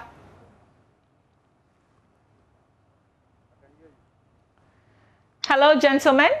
Yes, I can hear you. Okay, Mr. Amaleba, I can hear you as well. Thank you so much for your time. So you have a review that would happen, in court today. It's interesting that the review is not about the recent decision, but this is an earlier decision where the court had ruled that they could not compel the Electoral Commission to put its witness, Jean Mensah, into the witness box. There's also the state of proceedings. So can you first of all tell us if that will also be heard, that application? Yes, the court on the 11th of February ruled that the Mensah not compelled to enter the witness box. Agreed by that ruling, we decided to apply for a review of that. But don't also forget that the Supreme Court has ordered that parties in this group should file their address, closing address, file your closing addresses means that the case has come to an end. You are now just waiting for the judge. And so this day of proceedings is to arrest that situation and then allow the Supreme Court to deal with our application for review before the closing addresses are filed. So the two applications are intended to achieve different purposes. The day of proceedings is to halt the process while the application for review to ask the Supreme Court that they want them to issue that. 7 February. Ms. Amaliba, sorry I have to interrupt, but you have to reposition yourself for me so we can hear you clearer. There are some breaks in this connection, so please reposition yourself. In the meantime, Dr. Pukodu, say good morning to you if you can hear me. Good morning, Mama B. Okay, good morning. Great. So has your side complied with the court order in terms of the deadline yesterday with the written addresses? Yes, we have. And yesterday in the evening, the second respondent filed his written submissions or closing address as ordered by the Supreme Court of Ghana. You know, it's not the first time that the second respondent's lawyers have been diligent in complying with orders of the court. And it came to the fore when the Supreme Court ordered a while ago, that's about a month ago.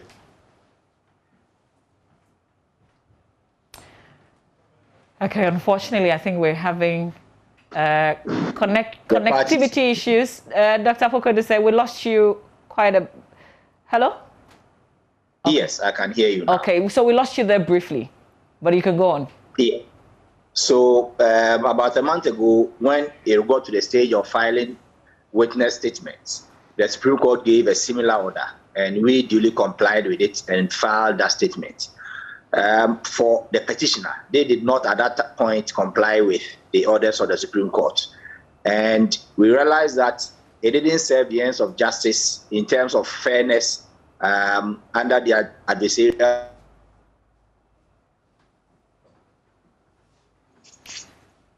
We have to apologize for the intermittent breaks there that we're experiencing okay with the connection. Yes, it is okay. Yes. Yeah, so we realized that when the court was rising, I think on Tuesday, our lawyer, lead lawyer, Mr. Kutuampao, gave indications that we have a precedent, a history of the petitioner not complying with orders of the court.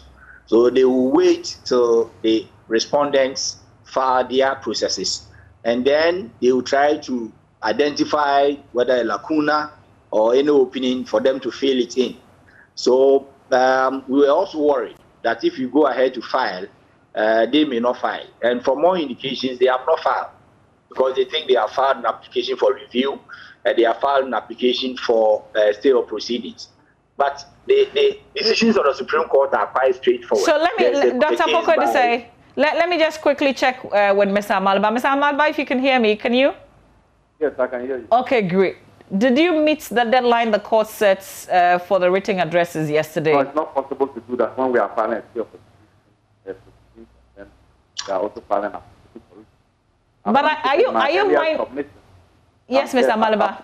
I've indicated in my earlier submission that once you file those ones, the matter comes to an end. Once you take a new step, the matter comes to an end. And so we have a grievance. We are not in the same boat with them. They shouldn't lament with them. They are having rulings in their favor. But so Mr. Amaliba, I remember the last time you did not follow the court's order, the Chief Justice was quite upset. Yes, this time it's quite different. This time it's at the tail end. Once it's at the tail end. So once you file the closing address, the matter ends. So you don't interpret this as not following the court's orders? This is not disobeying the court order. This is a very, very substantive matter which needs to be addressed. If we go ahead and file the closing address, the matter comes to an end. What then becomes it hands in the air. They are not in the same boat with them. They have rulings in their paper. You think people were also in their who were filing this? We are agreed. We are mourning. We are jubilating. Mr. Amaliba, is this normal practice, though? Yeah, it's normal practice, yes. That if you are agreed, as we are agreed, to file an application for review in the Supreme Court. In the lower court, we file for an appeal. We file an appeal against the ruling of the lower court. So, yes, it's known to our law. But this is not an appeal, is it? This is a review. No, you don't understand. I'm just trying to parity of reason. I'm saying that these applications that we are engaged in or we are filing are not unknown. They are known to our law. It's not something out of the blue. And I'm saying that it is more or less asking the Supreme Court to review or an appeal against their own. But I'm not saying that it's an appeal. Just to bring it home for people to understand that if this were a lower court, would have been appealing against it. But because the Supreme Court, we are going for a review. So we are not in the same boat with them. They shouldn't carry us along. Okay. People, when they are move between what we are doing. Okay, thanks for the clarity. Just stay with me a little longer. I know you have to go to court. You're probably on your way there. But Dr. Poku say what Mr. Amaliba says is clear, isn't it? I mean, if this is normal practice, once you file your written address, it means that the matter has come to an end. It is not a normal practice in that when you file the processes in court, and the intent of it is basically to stultify the further progress of a pending action. You don't think that an order which has been granted earlier in time will be arrested because of the processes you have filed. There's a decision of the Supreme Court in next party, Khalib, which was given somewhere in 2015, that processes can be filed, where you can file applications for whatever, interlocutory injunctions, whether for stay of proceedings, but it doesn't mean that when there's an order, you sit in your bias office or corner and interpret the order in the way that you want it to be. You know, even in the unlikely event of this succeeding in the review application, they will be permitted, or the rules permit them to file supplementary written address when you succeed in your application. So they will not be able to interpret the order because they have filed the process on their own. In that case, you are disobeying the orders of the court. And the court were explicit in that when they failed to comply with the written statement filing. And they did it. We have learned from that they did it in that way so that we will not be able to, or they will be able to fill in gaps that had been left in their case. But I think we are almost at the throes of this case, and these processes will not be able to save them. Mr. Amaliba, how do you react to what Dr. Poku just said? You could have still gone ahead, obey the court's order, and then if you have additions, they could allow you to do that. Don't see how that you have a review application, which review application would impact on the case. Don't you think that if the Supreme Court finally agrees to that and sees that the Mensa to come into the witness box, that's huge. That is a huge issue. That is very huge for this case. And you are saying that we should file our closing addresses and then come with supplementary, and that if we did that, it would now come with a supplementary to no. Clearly, we think that the men start taking the witness box at the heart of this case. And that is why we are not even concerned. Have you noticed that we are not even concerned with the second respondent saying that he will not take the witness box? Both of them said they won't take the witness box, but we are not even concerned. After the second respondent, he can decide to go and we don't care. So we think that such a huge matter of having the DC commissioner in the witness box, it's not just a minor issue that you say that go ahead, file your closing address. Then how do we factor in comments, testimonies, and all those things into our witnesses, into our closing address? I think that this is a huge matter. But the main reason why we went to court was to get there into the witness box to tell us how figures, how this both staff kept changing and changed up 5 times. That's what the people of Ghana want. It has never happened in any part of the world where an electoral commissioner has not been able to provide us with separate figures. And I think that getting her into the witness box so quick out. So, Ms. Amaliba, how do you intend explaining this matter to the courts today? We are going to the court today. In fact, before the case adjourned the last time we went to court, we had indicated to the court that we had filed all this process. So it's not like the court is going to hear them today for the first time that we have filed a stay and then we have filed an application. Fortunately for us, for this time, lead counsel, Tatikata, had informed the court earlier on. And indeed, you heard the Chief Justice make the point that, have you been given a date? In any case, we are coming back on Thursday. And fortunately for us, the date was fixed for our Okay, Ms. Amaliba, you think that this is an excuse that the court will agree with you on? So let's wait. The difference I want to draw in this one is that it's not like the earlier one where the court was not seized with that information. Just stated. This information, this time, at the last agenda, before hearing was adjourned, this council had made it clearly, articulated clearly. But I also do remember, Mr. Amaliba, that the Chief Justice asked if he had a date, and at the time he didn't have a date. Exactly. So formally, nothing was that's why was on notice. That's why I'm saying that if we hadn't told the court that this is what we are about to do, the Chief Justice would take action. Have you been given a date? So I'm just trying to tell you that this is not one of the things that would take the court unaware. They are aware of this. Okay, Dr. Poko, to say this is certainly a strategy that you would have also, used if you were the petitioner in this case. Well, we don't believe in ambushing our opponents in that kind of way. Well, how is that ambushing? They did say in open courts. No, I was just saying, how is that ambushing? Because you knew what they were going to do next. Well, but the order was also prior in time, and you can comply with it and file whatever processes you want to file, right? We have learned from the witness statement of Mr. Rojo Metonunu that the original document had 16 paragraphs. It ended up being 32 paragraphs. From paragraph 17 to paragraph 32, they were basically filling in the gaps. In fact, the manholes left in by Mr. Pesa White when he mounted the witness box, because he never had any personal engagement with the woman.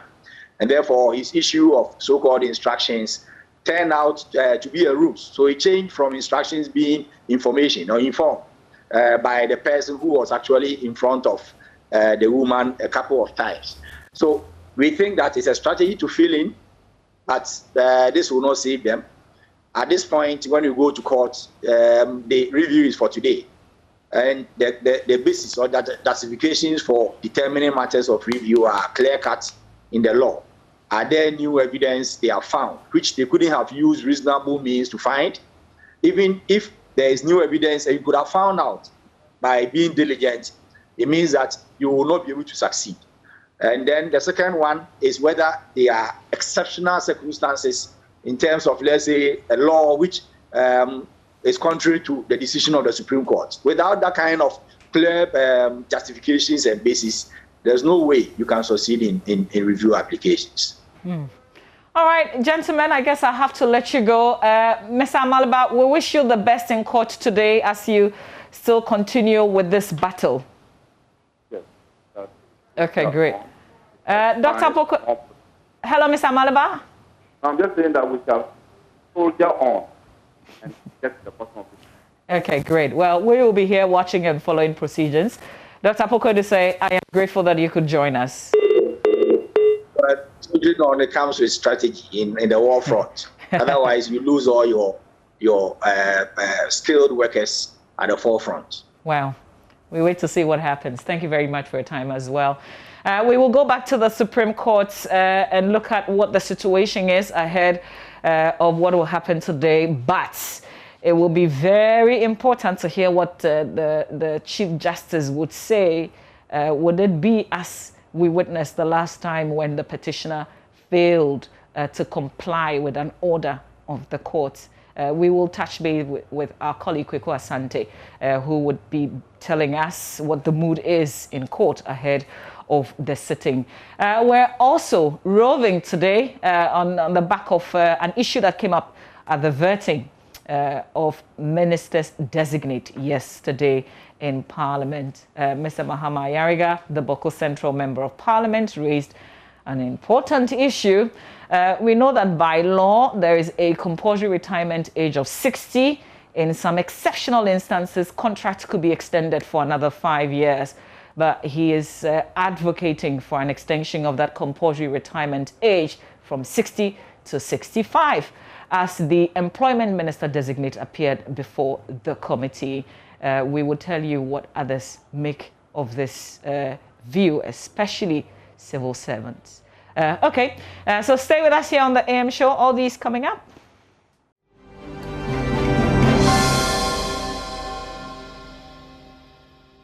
All right, now let's catch up with what people make of that advocacy, extension of the compulsory retirement age for public servants from 60 to 65. Manuel Kranting is at the University of Ghana, Legon. Over to you, Manuel.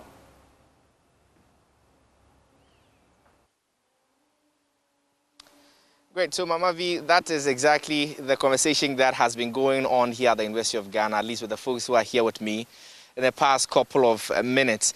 And essentially in reaction to that, proposal by the Honorable Mama Yariga, who wants the mandatory retirement age to be moved up from 60 to 65.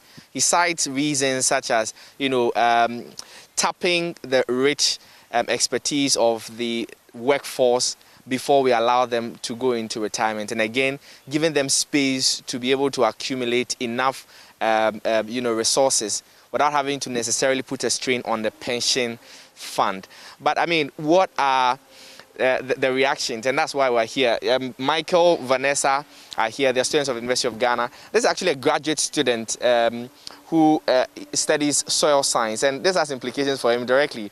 He wants to be an academic. And you remember, Mama V, that in some time past, there was a directive that came from the Ministry of Education for all universities to move lecturers who were beyond 60 years from their payroll, so that universities themselves could put them on contract and then pay them. That was fiercely resisted. What are the reactions to that? Let me start with you. Grateful that you could speak to us. I mean, you've heard the Honorable Mama Yariga. He says that, we are not tapping enough of the human resource that we are building. By 60 years, they might have just been blossoming in terms of their expertise, and we ask them to go home. You agree? Thank you very much. For me, I don't agree totally with him, because if you are saying that by 60 they have accumulated enough, and you want the youth to tap the knowledge from them before they go at 65, you could attach the youth to them by 55 or 50 years, so that the youth can learn from them. Considering the fact that now the unemployment rate is growing in the country. So we don't want to create a situation where there will be uprising, youth uprising, because there are no jobs for the youth to do. So I think that that proposal should be rethink through again, because the expertise can still be tapped by 55, 50 years, so that by 60, we can allow the old ones to go and rest, not to go and waste, just go and rest, so that they can live a bit longer for us. Now, let me speak to Julius. Julius, Mama Yariga makes the point that, I mean, by 60 years, some people are actually still very strong to be able to, continue working. But we ask them to go home, and then they are moved away from the payroll onto the pensions fund. and that's a pressure on the fund. And they are not even able to, earn as much as they were earning when they were in active service. That's supposed to be a good reason, no? It doesn't seem like a good reason to me. How about the high number of students who are being churned out every day into the graduate category and don't have any jobs to do? Recently, Mr. Mahama Yariga, sponsored a private member bill to have school fees taken off for students. I don't think Mr. Mahama Yariga expects that these students come out and then job spaces that would have been available for them are still occupied by gray-haired people. We shouldn't have that situation in the country where the youth become very frustrated. In the recent voter register, you realize the youth were almost the greatest percentage, almost half of the entire number. And then that is where the unemployment is. The parliament already has power to create special offices, and they've been abusing it. In the case of special prosecutor, someone who is over 60, the court ruled in favor of him holding the office, which means they can just be creating offices and name them special and then put gray-haired people over there. They are abusing it. Article 70 appointees are there. Over 60, 70. That's what they stay in office with. And now we want to move that same thing to the public service where people could stay to up to 65 and all that. How about the students who are coming? But Julius, you'd agree that, for instance, in academia, where, you're in the University of Ghana as a student, you know that the lecturers get better with time. And with all the expertise that they gather, by 60, they might have just gotten to the point where they are able to, nuance the intricacies of their various courses. And you're asking them to go. The universities say that, we need this expertise. That's actually why we give them extra contracts. But we can't continue to bear the cost of putting lecturers on extra contracts. That should be fair for somebody who's a student. We already have such special categories. If you go to Kolebu campus, for example, you see very old lecturers over there, and the reasons are clear. Medical expertise are something that we need people with more experience to do that. It's not something we should go ahead and generalize in the entire public service, whereby we, amend Article 99, 1 and 2 of the Constitution just to make everybody to be able to stay beyond 70. In fact, the Constitution even says in Article 1992 that anybody can retire after attaining 45. We don't see that happening because the same system frustrates the youth such that by the time they get to the service or by the time they start working, they are already old, advanced in age. The system frustrates them so much. So instead of us working on removing that system where people get into service at a very old age and have to stay and none are able to retire after 45, we should work on getting our youth into the services. I'll come back to you. Julius makes a very important point about the sort of choking that we have in the public sector. But at this end of the conversation, Michael doesn't seem to agree with that. Michael, you think that we should allow them to continue being in service up until 65? Yes, I think it's very important. That's why I partly agree with the Honourable Member of Parliament that definitely we need these individuals who may have accumulated enough knowledge over the years. Now, at the tail end of their service usually is the sweetest in terms of the level of expertise they may have gathered. It is at that point where some people get international recognition. If you could come to the University of Ghana campus here and talk about our lecturers who are old enough, if you go to Noguchi now, see it's COVID-19 has given the opportunity. Do we ask all of them if they turn 60 this year that they should go home?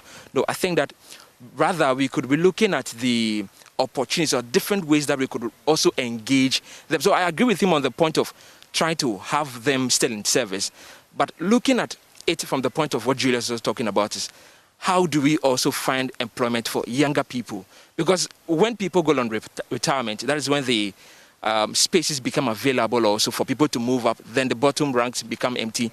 Then younger people like ourselves will get into the work. But of course, there's a suggestion that instead of making it a wholesale, mandatory retirement at 65, you could keep it at 65 and mandatory, but at 60, people could voluntarily go on retirement and still get all the benefits that they would have gotten if they continue to be in service, given reasons like health conditions and so on and so forth. Well, Mano, then again, that's what I'm saying, that I prefer that we actually go that way. So that, and looking at Ghana as young as we are as a country, we need to hone on these individuals' expertise just so that we could grow the country. Some of these people are coming from times when none of us were available. And you know, when people are on retirement, they begin to forget about all of these things that they used to do. So rather have a better way of engaging. Maybe, like he's saying, not putting them on the payroll of the various institutions, but on the pension fund, which may help. That's so that the burden leaves. The pension fund is already, stressed and strained. Can I continue? I already pay for pension all through my life. So if it's time for me to reap and you tell me it's already strained, then I'm wondering why they should have asked me to put the money in my private account so that I dish out the money as and when I prefer it. But you see, Mano, we have to look at this systematically so that we are not only trying to keep more people in because of the expertise that they have, but we should be looking at creation of job. I'll come to that, and that seems to be the solution that all of us agreed before we went on there. But let me speak to Vanessa. Now, Vanessa, there's a conversation about sharing and passing on experience so that greenhorns who just enter the field can learn from older folks who are 60 and even beyond that. So, I mean, a suggestion of rationing. So the older folks come to work 2 days in a week, and then the younger folks who are just entering will still get their jobs, but will do their job, maybe 3 days or half of what the older people would have been doing. Thank you, Mano. For me, I think the solution may be simple.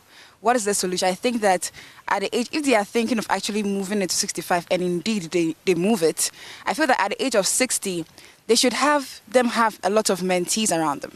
You understand? So if you're going to, if the position is not a political appointment, with that one you may never know because election determines who gets what, right? But if it is just public service, how about you have people whom you feel you're going to hand over to? How about you have them around you? You have them follow you around. You have them do the work that you feel that you're supposed to do, because that is the only way we can actually transfer the skills from one generation to the other. But we don't have it around like that. If we are, let's say we're in the University of Ghana, and let's say I work in the registrar's office, right? And he's about to go on retirement, and probably I know that he's going to hand over to me. At the age of 60, the registrars will have me around him all the time, so that I get to learn the skill that he has already acquired in those long couple of years. Because if you don't do that, now when the new person comes, we now have to give him the space to learn on the job, which actually affects us, and that's why it has been affecting us over the years from now. Yeah. Great. You make, and Mama, you're hearing the the arguments that are coming through. I just want to take a quick round of suggestions from them. Well, she says mentorship and training of subordinates can be the way that we phase out older employees and allow younger and fresher energies to enter the space. But beyond that, Michael, in your own estimation, possibly 30 seconds, what do you think should be the best solution to keeping the quality of human resource in our various institutions, and yet again make sure that there's not so much of high unemployment within the space? So I'll go with what Vanessa is saying, that yes, we have to create the mentee-mentor relationship again, but not just that. We have to create additional space within the already existing infrastructure that we have, so that we get to have more people also. Some people also come with fresh ideas and not make it look as if the older people are the ones who have better ideas. Then also we have to look at documentation of information on the roles that people do. I think that what we lack here, yes. So then that even when somebody's even gone and we don't get the opportunity to have a mentee or a mentor relationship, I get to read about the things the person had done. Yes, personally, I could do that, yeah. Great. So institutional memory and employing archival systems and so on. Well, you said mentorship. That's all? Yeah, I feel that apart from mentorship, there should be other means or ways. For example, I feel that we as human beings should be able to allow, when some people really get comfortable in a particular position, they don't even want to pass on. That whole selfish behavior, excuse me to say, should be stopped, because we should actually be thinking about continuity, grooming people to continue where we left off. And I think if we do that, so many things will change. Yeah. So many things will change. Continuity. I'll come to you briefly, and then I'll end with Julius. How do we solve this problem? Yeah, so for me, I think that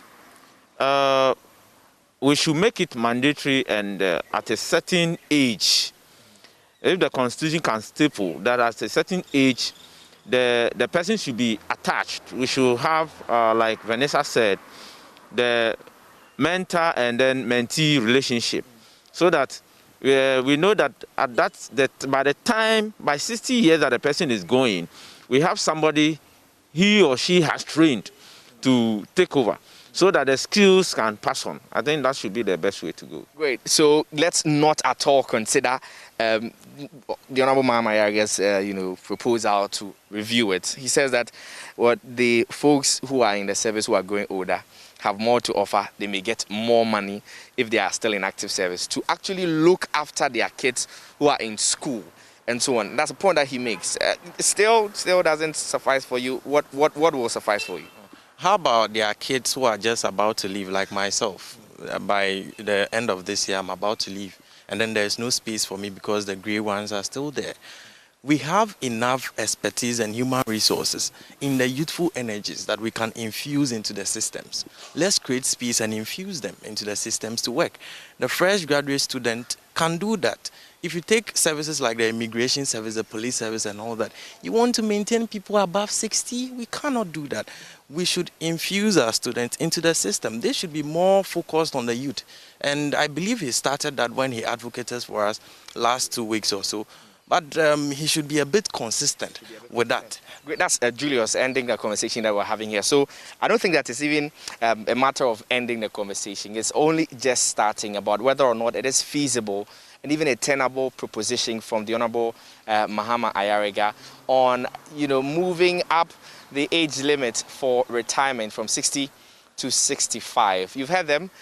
Train more people, create more space, and allow the old people to retire. That's what you are hearing from the youthful University of Ghana. Back to you, Mama V. And I love the submissions, the alternatives that they bring to this conversation. Really, really cool.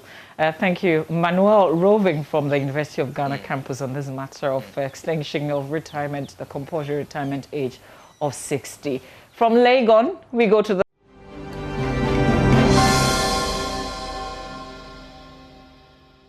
the Supreme Court, the high streets. And Kweku Asante is there. Kweku will be reporting on the traffic situation, the general security situation, and what we should expect. Kweku, what can you tell us? Traffic. Right, Mama V, so a few meters away from the Supreme Court, today's traffic is better than it is always, where mostly you would see a lot of cars moving towards this part of Accra and also to the Supreme Court. But this morning, the situation is a bit different. At about 8:45 a.m. this morning, we don't see much cars on the John Atamils High Street, which is almost always clogged in a lot of cars moving to the various parts of this part of Accra. But today, the security situation is also quite different. Supreme Court is expected to hear Mahama's election petition, the continuation, from 9:30 this morning. I've not seen as many policemen as I always see within the precincts of Supreme Court. And so the situation is a bit different in terms of what the arrangements are today. But of course, it's not yet 9:30, and so the situation can change at any point in time. The situation around is usually almost very fluid to the extent that you can never predict the next moves of the security agencies or not. For this morning, also what I see is that a number of MTTD officers are here at the intersection of the Atamos High Street trying to organize the traffic around. Some of the complaints of commuters, those who are coming into the court, as well as those who are using this route to the Jamestown area, have always been complaining about the lack of coordination here. Although there are traffic lights here, usually some of these traffic lights are not functioning. And so a lot of people are forced to use their own dynamics to be able to use the roads. But this morning, 2 MTTD officers in their apparels are already stationed here trying to, as it were, organize the traffic around and make sure that there is a seamless flow of traffic. And so here in this morning, we are expecting that at 9:30, John Mahama's review application of the application which the Supreme Court threw away by unanimous decision, that it cannot compel the Electoral Commission chairperson to testify, is set to come under review. There is also another application before the court, an application to stay proceedings. But by the time the court begins hearing the review, that application to stay proceedings would have become moot because the court would have started hearing the application for review, and so that is going to happen shortly. But I've also been here and trying to gauge the mood of people around and trying to find out from them if they've been monitoring the vetting. Hello, sir. Hello.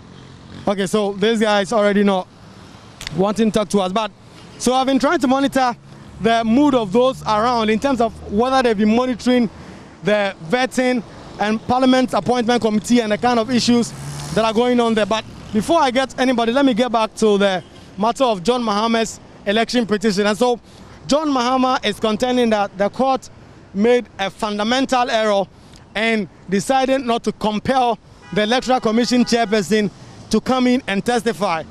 Already, there are about 30 pages of affidavits that have already been sworn and deposed by the petitioner John Dramani Mahama. His counsel, Mr. Tachushi Kata, as well as Tony Lita, are expected to make oral arguments before the court this morning. It is expected that the first and second respondents will also oppose this motion. 2 more judges will be added to the already existing 7-member panel to hear this application. It is not clear which 2 judges will come. But of course, within the span of this year's election petition, there's already been 1 motion for a review, which although was dismissed, had 2 new judges in the persons of Justice Amadou Tanko and Justice Professor Mensa Henrietta Bonsu, who joined the existing 7-member panel to review the panel. The court said that the petitioner did not adduce enough evidence to suggest that the court erred in its earlier proposition. So it is left to be seen what other arguments will be made in court today to see what, if the court will change its mind. Hello, sir. Hello. Good morning. Morning. Please, you are live on Joy News. Sorry? You are live on Joy News. My life? You are live on Joy News. Joy News. Joy? Joy News, yes. Please, have you been monitoring the vetting in Parliament so far? Pardon? Have you been monitoring the vetting in Parliament? The vetting, the ministers who have been appearing before the committee? Oh. Well, I can't tell. I can't tell actually. Okay. So, I mean, is there anyone you are expecting to hear from on the committee? Is there any minister you are expecting that will appear before the committee? I beg your pardon. All right, sure. So, this gentleman obviously has not been following the vetting in Parliament, neither has he been following the election petition to be able to share comment. We'll try and get more people to share their opinions with us. But before that, the election petition that is still ongoing at the Supreme Court, John Mahama is praying the court this morning to vacate its earlier decision not to compel the chairperson or the first respondent, the Electoral Commission, to testify, because according to the petitioner, in the petitioner's affidavit in opposition to his motion to serve on it some interrogatories, the commission said its chairperson will be available for cross-examination. And so once the chairperson, I beg your pardon, had elected to testify, then she could not have changed her mind at this material moment. Of course, the 7-member panel of the Supreme Court disagreed and said that the petitioner had not adduced enough evidence into those. So shortly we'll be getting into the Supreme Court, where we are expected to hear oral arguments from both the petitioner, led by Mr. Tachushi Kata, as well as the first and second respondents, in terms of why exactly and what the legal basis is to ask the court to vacate its earlier decision. It promises to be an interesting day in court, and we are ready for it, Mama V. All right, Kweku Asante there. We will join you when the court sits at 9:30. Kweku Asante reporting there from the Atta Mills High Street. That's where the Supreme Court is located. Very important day in court today. Our election petition update, as always, is in association with Petrosol, DBS Roofing, and Koa Mixture. The last time the court gave some directives for all parties to comply with. The court said in its 11th February ruling on that matter that the court hereby orders that the parties herein should simultaneously file their respective closing addresses, submissions on or before Wednesday, the 17th of February, 2021. This morning, Abraham Amalaba explains to us that the petitioner has not complied with this order. What will the court say? We'll bring you some show business news with Kadi coming up next.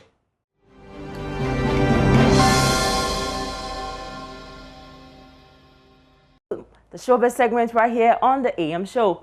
Now to my very first story, singer Easy has called for the Vodafone Ghana Music Awards scheme to consider a Female Artist of the Year category. She detailed that the Female Vocalist category does not cover the female artists that do not sing. She says the Female Artist of the Year category would do well to empower female artists to know that they do not have to be singers to have a category that they can win. Oh, I think it's okay to have overall Artist of the Year, but I also think it's necessary to have Female Artist of the Year. We have Female Vocalist of the Year, but what happens to the rappers? What happens to the people who are entertainers who are making people dance? Sometimes the biggest song in the country from a female is an Afrobeat song or a hip life song, but the person is not a vocalist to sing, and so she doesn't get an award. It's very favorable to singers, but not to female artists.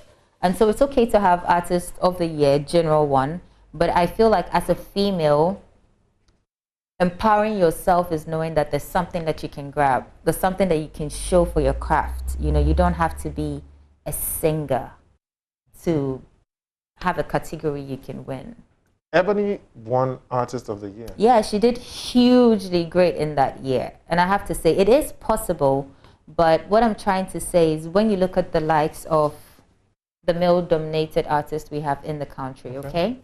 Let's say I have a very great year, you know, not just with music. Let's say I have a great year with everything that I do in terms of my strategies, connecting with the fans, putting out music. I put on an album, I go abroad, I tour, I increase my fan base. I do some, yes, ambassadorial deals. I do some social corporate responsibility things to help my fans, charity work. So amongst the females, you can tell that this person has worked very hard amongst everyone, but it will probably not be as huge as what Shatta will do because he has a huge mass crowd. Do you understand? And so until then, look at how long it took for us to have a hip life artist battle the guys to win for Ebony. But it should be possible for us to do that often. So what I'm saying is, I'm not saying that it's not possible for a female to win Artist of the Year, but that would mean that overdoing work so much that you overshadow all the big dogs